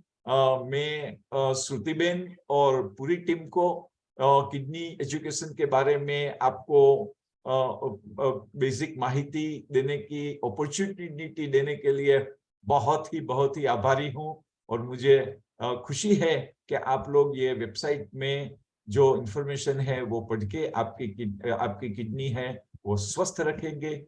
आपको मेरी शुभेच्छा है कि आपकी तबीयत सही रहे, आपकी किडनी स्वस्थ रहे। उसके साथ में फिर से श्रुतिबेन का थैंक्स मान के मेरा इंफॉर्मेशन है वो खत्म करता हूँ। Thank you doctor Pandya. And participants please note कीजिए, ये निशुल्क सेवा है, फ्री सेवा है जो इन्होंने लॉन्च की है सब पेशेंट्स के लिए, दर्दियों के लिए। तो आप ये वेबसाइट पे लॉग इन करके आप अपने तरीके से आप पढ़ सकते हैं और अपना गाइडेंस ले सकते हैं। Okay, so thank you doctor Pandya for sharing this information. और अब हम ये फोरम क्वेश्चन आंसर्स के लिए खोलते हैं। तो पार्टिसिपेंट्स को क्वेश्चन आंसर्स हैं तो वो पूछ सकते हैं। मीनवाइल चैट बॉक्स में 4 क्वेश्चन हैं जो मैं पैनलिस्ट को पूछना चाहूंगी। डॉक्टर अभिरामी, आपके लिए एक क्वेश्चन है मिस्टर शिव कुमार से कि माइक्रो एल्ब्यूमिन क्या है? I think I answered it when I talked, but anyway, urine में माइक्रो एल्ब्यूमिन करके एक टेस्ट होता है। It is a simple urine test. ये किडनी डिजीजेस की अर्ली स्टेजेस में पकड़ने में यूज होता है, स्पेशली शुगर की वजह से जो किडनी प्रॉब्लम होता है। तो ये टेस्ट हर डायबिटिक को साल में, शुरू में जब डायबिटीज डायग्नोस होता है उस टाइम पे करना चाहिए, उसके बाद हर साल कर लेना चाहिए। Thank you. और इसको प्रोटेक्ट करने के लिए और ऑप्शंस हैं हमारे पास? डॉक्टर मिस्टर शिव कुमार के लिए बताइए। यूरिन माइक्रो एल्ब्यूमिन से प्रोटेक्ट करने के लिए, ओके, यूरिन माइक्रो एल्ब्यूमिन नहीं आना है तो सबसे पहले तो डायबिटीज कंट्रोल में रखना चाहिए, ब्लड प्रेशर कंट्रोल में रखना चाहिए। उसके बाद जब by chance urine micro albumin positive हो जाता है, वो एक पॉजिटिविटी से पॉजिटिव नहीं माना जाता है। कभी फीवर हो या कुछ पानी कम पिया या एक्सरसाइज बहुत ज़्यादा किया, ऐसे कभी कभार माइल्ड पॉजिटिविटी आ सकता है। तो उसको रिपीट कर लेना चाहिए जब ये सब ठीक करके, लाइक शुगर को अच्छे से कंट्रोल करके, पानी अच्छे से पी के, यूरिन में इन्फेक्शन है तो उसको ठीक करके उसके बाद रिपीट करना चाहिए। परसिस्टेंटली 3 महीने में रहता है माइक्रो एल्ब्यूमिन पॉजिटिव, फिर तो उसको किडनी डिजीज के अर्ली स्टेज माना जाता है। जब ऐसे होता है उसके बाद शुगर कंट्रोल, बीपी कंट्रोल के अलावा किडनी प्रोटेक्शन के लिए मेडिसिन हैं जो हमने पहले सेशन में बताए हैं, जैसे ACE inhibitors, ARBs, SGLT2 inhibitors, finerenone group, ये सब देना चाहिए जो प्रोटीन को कम कर सकता है। लेकिन सबसे पहले तो शुगर बीपी कंट्रोल करना चाहिए। Thank you. Most important, sugar और बीपी को दूर रखिए तो सब बीमारियां दूर रहेंगी। इतना भी आज के सेशन से याद रहा तो we will be honoured. Okay, mister Bhagwan का एक क्वेश्चन है जो डॉक्टर स्नेहा की तरफ जा रहा है कि लिपिड लेवल्स और ग्लूकोज लेवल्स में कोई लेना देना है? एंड डॉक्टर स्नेहा, आप क्या बोलना चाहेंगी और इसका क्या मतलब हुआ? सो लिपिड में डायबिटिक पेशेंट्स में और किडनी के हिसाब से 2 पैरामीटर्स इंपॉर्टेंट है, एक है ट्राइग्लिसराइड्स और एक है एलडीएल कोलेस्ट्रॉल। जो ट्राइग्लिसराइड्स है वो और शुगर इंटरकन्वर्टिबल रहते हैं, तो जब भी पेशेंट का शुगर अनकंट्रोल्ड है और ट्राइग्लिसराइड्स बढ़े हुए हैं तो सबसे पहले हम शुगर को कंट्रोल में करते हैं, और शुगर कंट्रोल से काफी बार ट्राइग्लिसराइड्स सेटल हो जाते हैं। तो शुगर और कोलेस्ट्रॉल में ये कॉमन कोरिलेशन है। दूसरी चीज की एलडीएल कोलेस्ट्रॉल जो है वो डायबिटिक पेशेंट्स में हम लोग थोड़ा टाइट कंट्रोल रखना चाहते हैं, लाइक 100 के नीचे, ताकि किडनी और हार्ट के प्रॉब्लम्स ऐसे पेशेंट्स में कम हुए।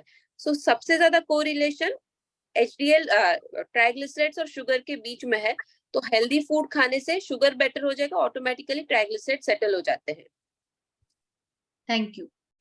अब ये क्वेश्चन डॉक्टर दीपा आप ले सकती हैं। It is not directed to anyone. My transplant is done on 12/10/2017। मतलब इनका ट्रांसप्लांट, दुर्गा प्रसाद जी का क्वेश्चन है कि इनका ट्रांसप्लांट 12 अक्टूबर 2017 में हुआ था। उसके बाद उनको 2021 में स्टमक कैंसर हुआ है।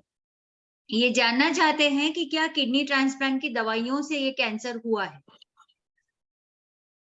इट्स डिफिकल्ट टू से कि वो दवाई की वजह से ही आपको स्टमक का कैंसर हुआ है कि नहीं, पर डेफिनेटली किडनी ट्रांसप्लांट जो मेडिकेशंस हैं, जो हम इम्यूनोसप्रेसिव मेडिकेशंस कहते हैं, जो किडनी को रिजेक्शन होने से बचाते हैं, वो अपने जो नॉर्मल बॉडी का जो डिफेंस प्रोसेस है, जो कैंसर सेल्स को भी हटाने का, उसकी क्षमता भी थोड़ी कम करती है। बट यूजुअली हम ये बैलेंस रखते हैं इन टर्म्स ऑफ कितना इम्यूनोसप्रेशन हम पेशेंट्स को दें ताकि उनका जो ऑर्गन सेफ रहे, एट द सेम टाइम उनको इन्फेक्शंस और मैलिग्नेंसीज जैसे रिस्क फैक्टर्स भी ना हो। ऑल्सो इट डिपेंड्स, अगर आपको बहुत heavy duty immunosuppressive medications like induction medications मिले हों, या अगर आपको रिजेक्शंस प्रीवियसली हुई हों जिसकी वजह से आपको some extra heavy duty medications of immunosuppressive agents intravenously दिए गए हों, तो उन सब का क्यूमुलेटिव इफेक्ट से भी आपको रिस्क ऑफ इन्फेक्शन और मैलिग्नेंसी थोड़ा ज्यादा होता है। पर क्या इसका मतलब है कि ये डायरेक्टली कोरिलेटेड है? Answer is probably not. Then you have to actually balance both कि कितना मेडिकेशन आपको देना चाहिए और ताकि आपका किडनी ग्राफ्ट भी सेफ रहे, और लेवल्स मॉनिटर करते रहना चाहिए। So it becomes important to have like regular follow up visits with your nephrologist and also do routine health screening even after you have had a transplant. मतलब transplant हो जाने के बाद भी आपको रूटीन हेल्थ चेकअप और self body monitoring, look for any lumps that are there at least once और twice in a month, so that इनको अगर अर्ली डिटेक्ट करें तो ये जल्दी पकड़ आ सकता है। I mean, I am sorry to hear about this, hopefully it is all going to be cured for you, but certainly आप अपने डॉक्टर के साथ मिलके इसका प्लान करिए ताकि आपका जो इम्यूनोसप्रेशन मेडिकेशंस का डोज है वो किस हद तक वो एडजस्ट कर पाए ताकि आपका जो मैलिग्नेंसी है वो पूरी तरह से वो ठीक कर सके और साथ में आपकी किडनी को भी प्रिजर्व रख सकते हैं। मैं इसमें ऐड करना चाहूंगी कि हम यूजुअली, जैसे डॉक्टर दीपा ने बताया, कि हम जब मेडिसिन करते हैं लोगों की ट्रांसप्लांट के लिए तो हम बहुत सोच समझ के करते हैं। सबका रिस्क फैक्टर्स देखते हैं कि किसको रिजेक्शन का रिस्क ज्यादा है, किसको कैंसर का रिस्क ज्यादा है, किसको इन्फेक्शन का रिस्क ज्यादा है। और आमतौर पे हर साल हम कैंसर सर्वेलेंस करते जरूर हैं। तो आप निश्चिंत रहिए कि अगर ट्रांसप्लांट किसी को भी करना भी हो तो ये सब बातों का ध्यान रखते हुए किया जाता है। All said and done, and stage kidney disease मतलब लास्ट स्टेज जो किडनी फेलियर का होता है उसमें बेस्ट ऑप्शन फिर भी ट्रांसप्लांट है, डायलिसिस अच्छा ऑप्शन नहीं है। अच्छा, नेक्स्ट क्वेश्चन है साई कृष्णा जी का। ये पूछ रहे हैं कि how to reduce BP. Doctor Manjusha, क्या ये आप जवाब देना चाहेंगी? अच्छा वाला क्वेश्चन है, ये बेसिक क्वेश्चन है श्रुति। जब बीपी है तो कैसे कम करना, पहले डाइट में कैसा चेंजेस करना है, लाइफस्टाइल में कैसे चेंजेस लेना है, और तीसरी तरीका है दवाई का क्या कर सकते हैं। पहले देखेंगे डाइट में कौन सा चेंजेस लाने का। डाइट में जो भी सॉल्टेड सब्सटेंसेस जो होता है वो कम करने का, मतलब बेकरी का प्रोडक्ट्स जो भी होता है उसमें इनबिल्ट सॉल्ट रहता है तो वो सॉल्ट भी कम करने का। उसके अलावा सॉल्ट का कंजम्पशन जो रहता है, अब घर जाने के बाद आपका ही किचन का स्टोर में थोड़ा देख लीजिए कितना सॉल्ट पैकेट आप कंज्यूम कर रहे हैं हर महीने का। उसके हिसाब से फैमिली में हर बंदा कितना सॉल्ट कंज्यूम कर रहा है तो कैलकुलेट कर सकते हैं। WHO जो बोलते हैं, जैसे कि मार्च फर्स्ट वीक में सॉल्ट अवेयरनेस वीक मना जाता है, सो वो सॉल्ट कितना लेना है वो जानकारी करने के लिए, मतलब हर बंदा हर दिन 5 ग्राम से ज्यादा सॉल्ट नहीं लेने का। That is a restriction that has been given. अगर मालूम करना चाहते हैं कि इंडियन डाइट में कितना सॉल्ट होता है, बहुत ज्यादा होता है, 19 मतलब 19 ग्राम, 15 ग्राम, 12 ग्राम ऐसा कुछ होता है। साउथ इंडियन में जब अचार वगैरह ज्यादा रहता है, पापड़ वगैरह ज्यादा रहता है, तो उसकी वजह से भी सॉल्ट का कंजम्पशन थोड़ा ज्यादा रहता है। तो मैं क्या बोल रही हूँ, पहले वाला जो है डाइट में चेंजेस लाने का, सॉल्ट का सब्सटेंसेस जो रहता है, बेकरी हो, अचार हो, पापड़ हो, ये सब कम करने का, और सॉल्ट एडेड सॉल्ट नहीं लेने का। जैसे कि कर्ड में एडेड सॉल्ट देते हैं कुछ लोग, ना एडेड सॉल्ट नहीं लेने का। जैसे कुछ लोग राइस पकाते वक्त नहीं तो रोटी पकाते वक्त थोड़ा सॉल्ट डालते हैं, वो भी थोड़ा मना है। उसके अलावा आप थोड़ा कैलकुलेट कर लो कि कितना कंजम्पशन है घर में, तो कैलकुलेशन के हिसाब से 5 ग्राम, थोड़ा दिक्कत होता है पर आदत बन जाती है अगर शुरू कर जाए तो 5 ग्राम से ज्यादा हर बंदा घर में नहीं लेने का। That is number 1। The second thing is कि लाइफस्टाइल में बीपी का कम होने का चांस रहता है, जैसे हम बोला है, मतलब अगर आप शुगर पेशेंट है तो शुगर भी कंट्रोल में रख लीजिए ताकि ये बीपी भी कंट्रोल में आएगा। दूसरा है एक्सरसाइज कर लो, सब अच्छा हो जाता है, मतलब शुगर कंट्रोल में आ जाता है, बीपी कंट्रोल में आ जाता है। इतना ज्यादा जिम वगैरह नहीं करने का, खाली वॉकिंग, स्विफ्ट वॉकिंग और general walking at least for about half an hour 45 minutes हर दिन करने का। इससे डेफिनेटली वेट रिडक्शन हो जाता है, बीपी का कंट्रोल में आता है एंड शुगर भी कंट्रोल में आता है। तो दूसरे तरीका है लाइफस्टाइल में, वो सेडेंटरी लाइफस्टाइल जो होता है, जो बनाए सो ये 2 साल में कोविड की वजह से घर में बैठ के टीवी देख के खाते रहना, ये सब वी शुड स्टॉप, ये सब बंद करना चाहिए। Be active, don't be sedentary, keep walking करते रहना। ये कैलकुलेट करना कि हर दिन में कम से कम आधा घंटा से लेके 40 मिनट तक वॉक करना जरूरी है। उसकी वजह से डेफिनेटली बीपी कंट्रोल में आएगा और शुगर कंट्रोल में आएगा और वेट रिडक्शन, जो ओबेसिटी जो बोलते हैं, पेट के सामने फैट डिपोजिशन जो होता है, जो बनता है, वो भी हार्ट के ऊपर, किडनी के ऊपर असर आने का चांस रहता है। तो आप एक्सरसाइज करोगे, थोड़ा वॉकिंग करोगे 40 मिनट का, या एब्डोमेन, पेट के सामने फैट डिपोजिशन होना कम होता है। तो तीसरा है जो आपके हाथ में नहीं है, ये दोनों जो हम बताए हैं अभी वो आपके हाथ में है, खुद कर सकते हैं, घर वालों को भी बोल सकते हैं ये फॉलो करने के लिए। तीसरा है डॉक्टर के पास, मतलब बीपी कंट्रोल में नहीं आ रहा है तो you have to go to the doctor, get started yourself on medicines का तरीका कैसे लेना, कितना डोज में लेना, कितने दिन तक लेना। एंड ऐसा नहीं है कि ये बीपी का मेडिसिन जो प्रिस्क्रिप्शन आता है इकट्ठा ले, मतलब एक 2 तरीका का प्रिस्क्रिप्शन मिलता है बीपी का तो दोनों साथ में ले लेना, स्पेसिंग करना पड़ता है। मतलब आपका बीपी जो है 24 घंटा में तो बीपी कंट्रोल में रहना चाहिए, इसलिए पूछो आप डॉक्टर से कौन सा टाइम में कौन सा टैबलेट कितनी बार लेना है। सो टाइम के हिसाब से लेना पड़ता है, वो स्पेसिंग वेरी इंपॉर्टेंट है। अगर स्पेसिंग नहीं होता है तो अगेन बीपी में नॉट बी अंडर कंट्रोल। सो कई तरीका का बीपी का गोली है, बट डॉक्टर का प्रिस्क्रिप्शन के हिसाब से you have to go. And if other things are there like diabetes, obesity हो, I think you should be like consulting the doctor for your correction. So these are the few suggestions I can give, Shruti. Maybe you can add some more. Correct. So lifestyle changes first, medicine after that. अपने आप दवाई बंद मत कीजिए और BP को monitoring में रखिए। This is the gist of everything. I had one more point to add there.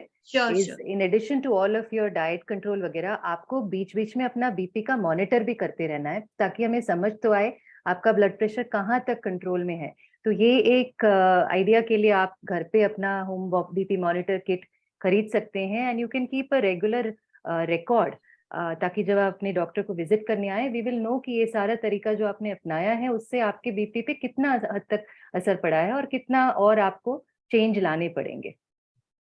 Correct. And the target as I told you 120 to 130 by 70 to 80, इससे ज्यादा है तो आपको डॉक्टर से रेगुलरली मिलना चाहिए और दवाई रेगुलरली लेनी चाहिए। और 4 क्वेश्चंस हैं।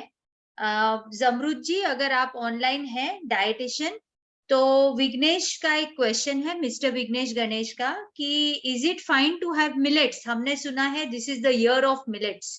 तो हमारे पेशेंट्स को ये जानकारी चाहिए कि मिलेट्स कितने सेफ है किडनी पेशेंट्स के लिए। और ये विघ्नेश जी एक ट्रांसप्लांट पेशेंट है, तो वो पूछ रहे हैं कि अगर क्रिएटिनिन 2 के ऊपर है तो मिलेट्स खा सकते हैं कि? तो thank you doctor Shruti. Kidney patients millets use कर सकते हैं, उसका पोर्शन साइज हमको नक्की करना पड़ता है। जिस किडनी पेशेंट के लिए अगर आप देखेंगे हम मिलेट्स मना करते हैं, जिनका अगर पोटेशियम ज्यादा होता है तो हम मिलेट्स नहीं देते हैं, क्योंकि मिलेट्स पोटेशियम रिच होते हैं। बट सिर्फ क्रिएटिन अगर 2 है तो आप डेफिनेटली मिलेट्स का यूज कर सकते हो, उसमें कोई दिक्कत नहीं है। अगर आपका पोटेशियम हायर लेवल पे है तो ही आपको मिलेट्स नहीं लेना है। ज्वार बाजरा रागी, क्योंकि उसका पोटेशियम कंटेंट ज्यादा रहता है। अदरवाइज किडनी पेशेंट्स भी सेफली मिलेट्स का यूज कर सकते हैं। और ये साल हम ईयर ऑफ मिलेट्स मना रहे हैं कि कैसे हम मिलेट्स का जो फॉरगॉटन फूड की तरह हम उसको इंट्रोड्यूस कर रहे हैं कि मिलेट्स का बहुत अच्छा बेनिफिट है।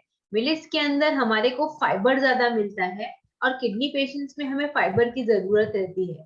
तो अगर आप एक मील का अगर आप मिलेट्स यूज करोगे तो आपका डाइट का फाइबर कंटेंट अच्छा होता है। तो डेफिनेटली पोटेशियम नॉर्मल है तो जरूर इसका यूज कर सकते हैं। Thank you.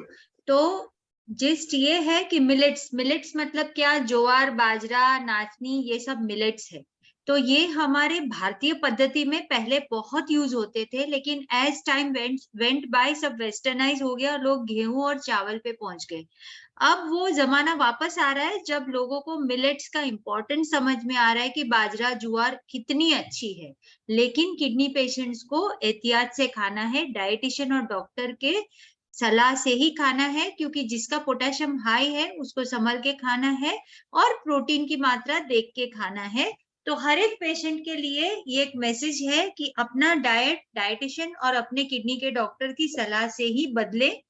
एक चीज ज्यादा खाएं, एक चीज कम खाएं, ऐसा मत करें, सब बैलेंस में खाएं। अब दूसरे जो 2-3 क्वेश्चन हैं, जैसे मिस्टर गणेश यादव जी ने पूछा है कि उन्होंने अपने पर्सनल क्वेश्चन पूछे हैं जो हम इस फोरम पे आंसर नहीं करेंगे, वो आप अपने नेफ्रोलॉजिस्ट को डायरेक्ट कीजिए, वो बेटर है क्योंकि वो आपकी स्थिति बेहतर जानते हैं। समीरा जी ने भी ऐसा ही क्वेश्चन पूछा है कि उनको कुछ एसिडिटीज हो रही हैं और क्या रीजन है। तो समीरा जी और गणेश जी, आपका जो केस है, आपके जो किडनी के डॉक्टर है वो आप बेहतर जानते हैं, तो आप में क्या कारण है और क्या है वो ही बता पाएंगे। तो we will not answer it in the common forum. और किसी को कुछ सवाल पूछने हैं तो आप पूछ सकते हैं। We still have 10 minutes to go to end the session.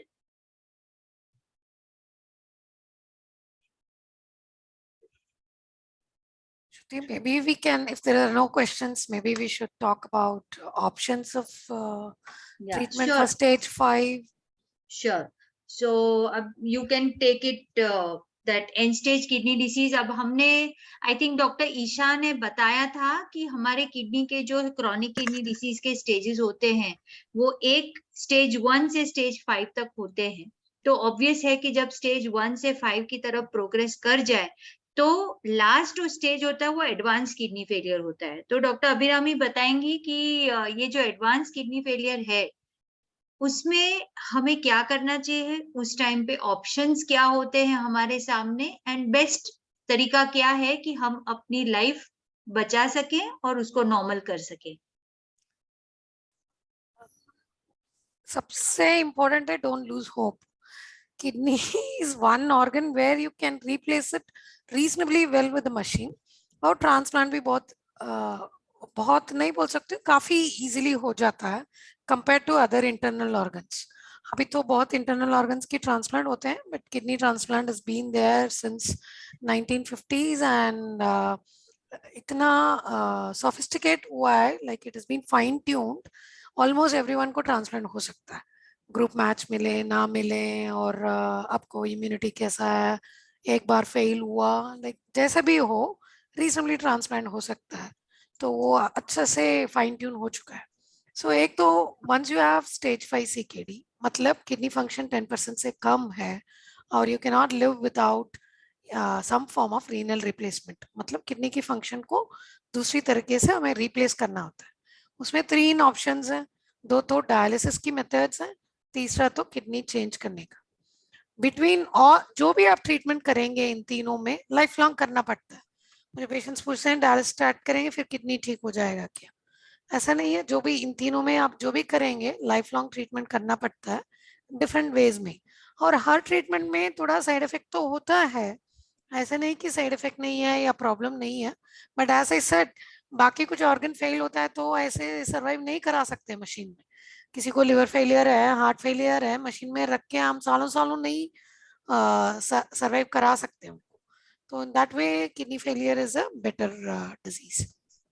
तो डायलिसिस में 2 तरीके हैं, एक तो ब्लड में डायलाइज करते हैं जो यूजुअली हॉस्पिटल में होता है, लेकिन घर पे भी हो सकता है। होम डायलिसिस भी एक, होम हीमोडायलिसिस भी एक ऑप्शन है। दूसरा है ब्लड का कोई काम नहीं है, पेट में एक कैथेटर डालते हैं और उसमें से डायलिसिस करते हैं। पेट के अंदर हमारा एक मेम्ब्रेन है, पेरिटोनियल मेम्ब्रेन बोलते हैं, वो मेम्ब्रेन फिल्टर की तरह काम करता है और जो वेस्ट है उसको बाहर निकालता है एक फ्लूइड की थ्रू। ये डायलिसिस घर पे हो सकता है और महीने में एक बार डॉक्टर को विजिट करेंगे काफी है। इसको पेरिटोनियल डायलिसिस बोलते हैं या CAPD बोलते हैं। ये मैनुअली कर सकते हैं या मशीन के थ्रू कर सकते हैं। इन दोनों मेथड से भी काफी अच्छे लाइफ जी सकते हैं और लंबा जी सकते हैं। बट इन सबसे ट्रांसप्लांट बेटर होता है, क्योंकि उसमें जैसे हम ब्लड डायलिसिस करते हैं, मैं हफ्ते में 3 बार डायलाइज करेंगे, किडनी की फंक्शन को 10-15% ही हम रिप्लेस कर पाते हैं। वेरस किडनी जब चेंज करेंगे ऑलमोस्ट 40-50% हम किडनी की फंक्शन को रिप्लेस करते हैं, तो क्रिएटिनिन क्लोज टू नॉर्मल आ जाता है।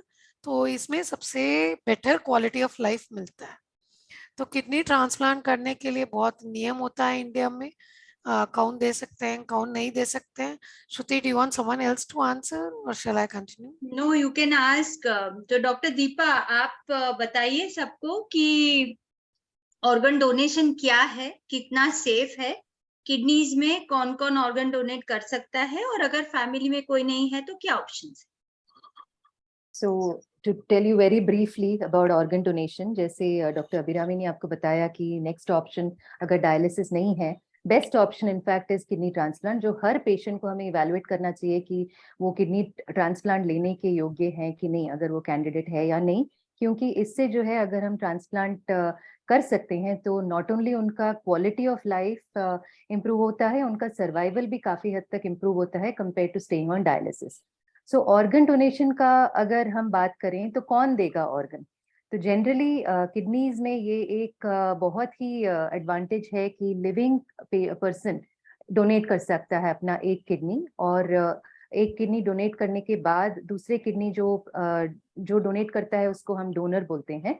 तो जो डोनर अगर डोनेट करता है एक किडनी, तो उसके पास एक किडनी बची रह जाती है और उससे वो अच्छे से अपना आगे का पूरा लाइफ जी सकता है। क्योंकि ये सारी चीजें हम पूरा स्क्रीनिंग करने के बाद ही उनको परमिशन देते हैं कि वो डोनेट करने लायक है कि नहीं।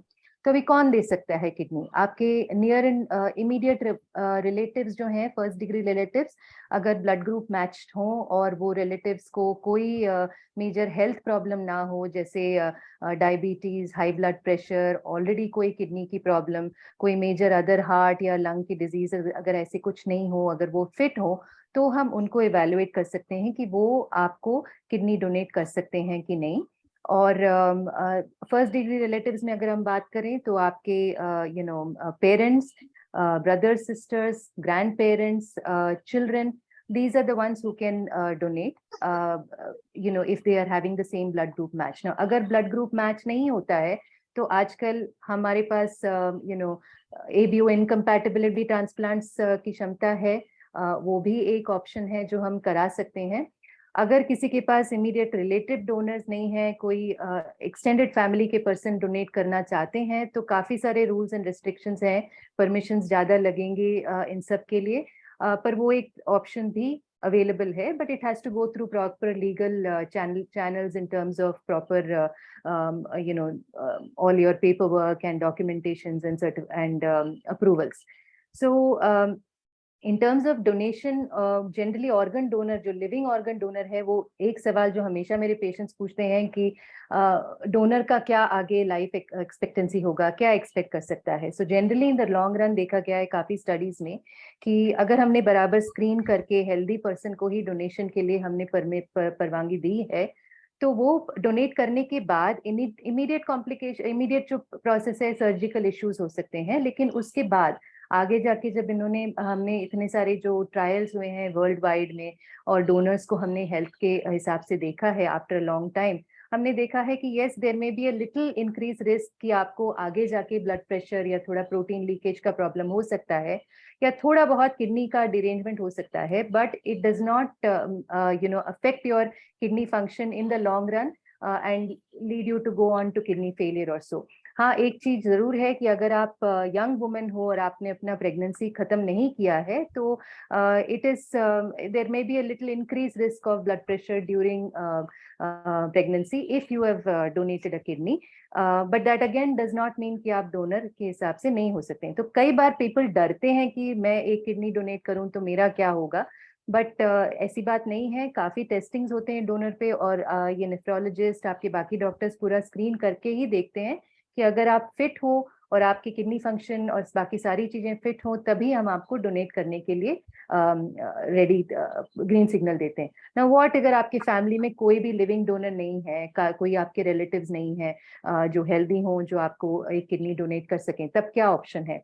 तब अगर आप डायलिसिस पे ऑलरेडी आ चुके हैं तब आप अपने लोकल हॉस्पिटल वगैरह में जाके कैडेवर ट्रांसप्लांट के बारे में इंक्वायरी कर सकते हैं। और एक कैडेवर ट्रांसप्लांट रजिस्ट्री के लिए एक वेट लिस्ट होता है जिसमें आप अपने आप को एनरोल कर सकते हैं। उसके लिए भी आपके जो नेफ्रोलॉजिस्ट हैं आपकी क्विकली आपका हेल्थ चेकअप वगैरह करके देखते हैं कि आपको कहीं कोई मेजर इन्फेक्शंस तो नहीं है, आपको कोई मेजर सिवियर कार्डियक या लंग प्रॉब्लम वगैरह तो नहीं है, या आपको कोई मैलिग्नेंसीज वगैरह नहीं है। ये सारी चीजें अगर आपकी नहीं है तो जनरली आप ऑर्गन डोनेशन लेने के लिए रेडी हो।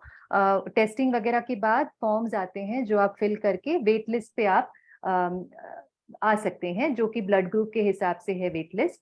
और अगर आपके एरिया में कोई कैडेवर डोनर जैसे ब्रेन डेड पेशेंट आता है, जो ब्रेन डेड है लेकिन उनके ऑर्गन्स अच्छे से काम कर रहे हैं और उनकी फैमिली ने अगर कंसेंट दिया है ऑर्गन डोनेशन के लिए, तब आपका जो नंबर है वेट लिस्ट में उसके हिसाब से ब्लड ग्रुप मैचिंग के बाद अगर आपको कॉल आता है तब आपको वो कैडेवर डोनर या मरे हुए पेशेंट का जो ब्रेन डेड पेशेंट का ऑर्गन है उसको आपको वो मिल सकता है। पर वो एक बहुत ही रेगुलेटेड प्रोसेस है जिसको हमारे यहाँ पे zonal transplant coordination committee ZTCC और कोऑर्डिनेट करता है।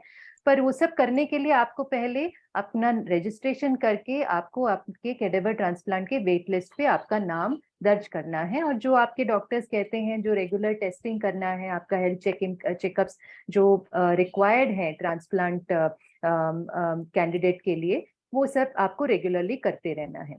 So yes, these are two options available: organ donation का cadaver transplant या living donor transplant, and both of them are equally good and they're in fact better than staying on dialysis regardless of how old you are. So this is one facility or one option जो हमारे सारे patients को ये एक opportunity देना चाहिए।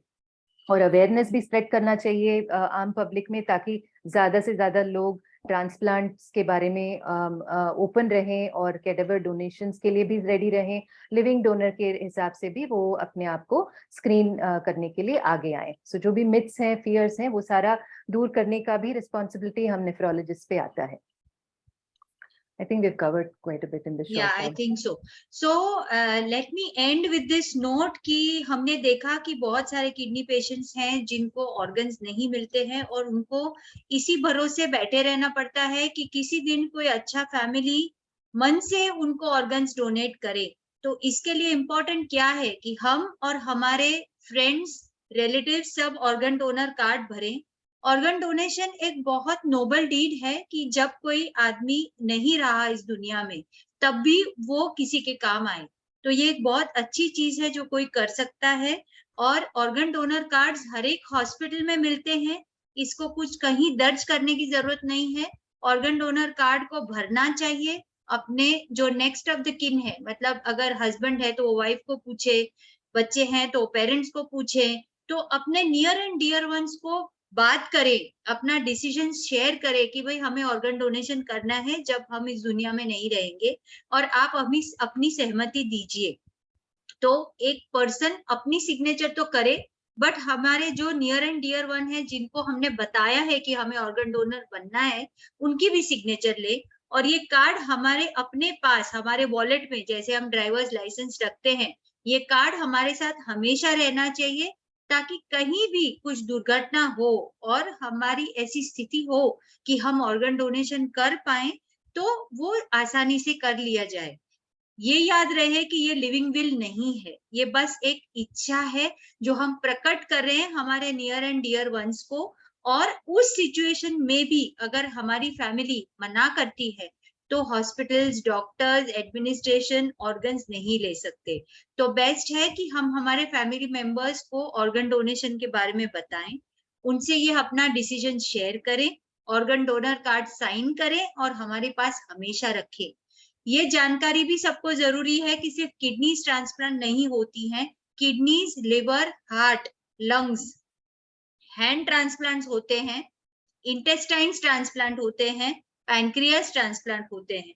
तो ऐसे लगभग 10 या 15 लोग हैं जिनको एक डेड ऑर्गन्स की जरूरत होती है। तो एक डेड पर्सन बहुत सारे 10 या 15 लोगों को हेल्प कर सकता है।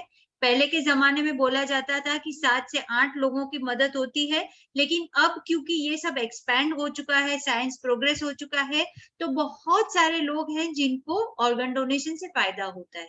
तो जितना पॉसिबल है आप अपने आप को हेल्दी रखें, ताकि डेथ के बाद भी हमारे हेल्दी ऑर्गन्स किसी के काम आए। तो be healthy, remain healthy and protect your kidneys. Thank you. Manjusha, would you like to conclude the session?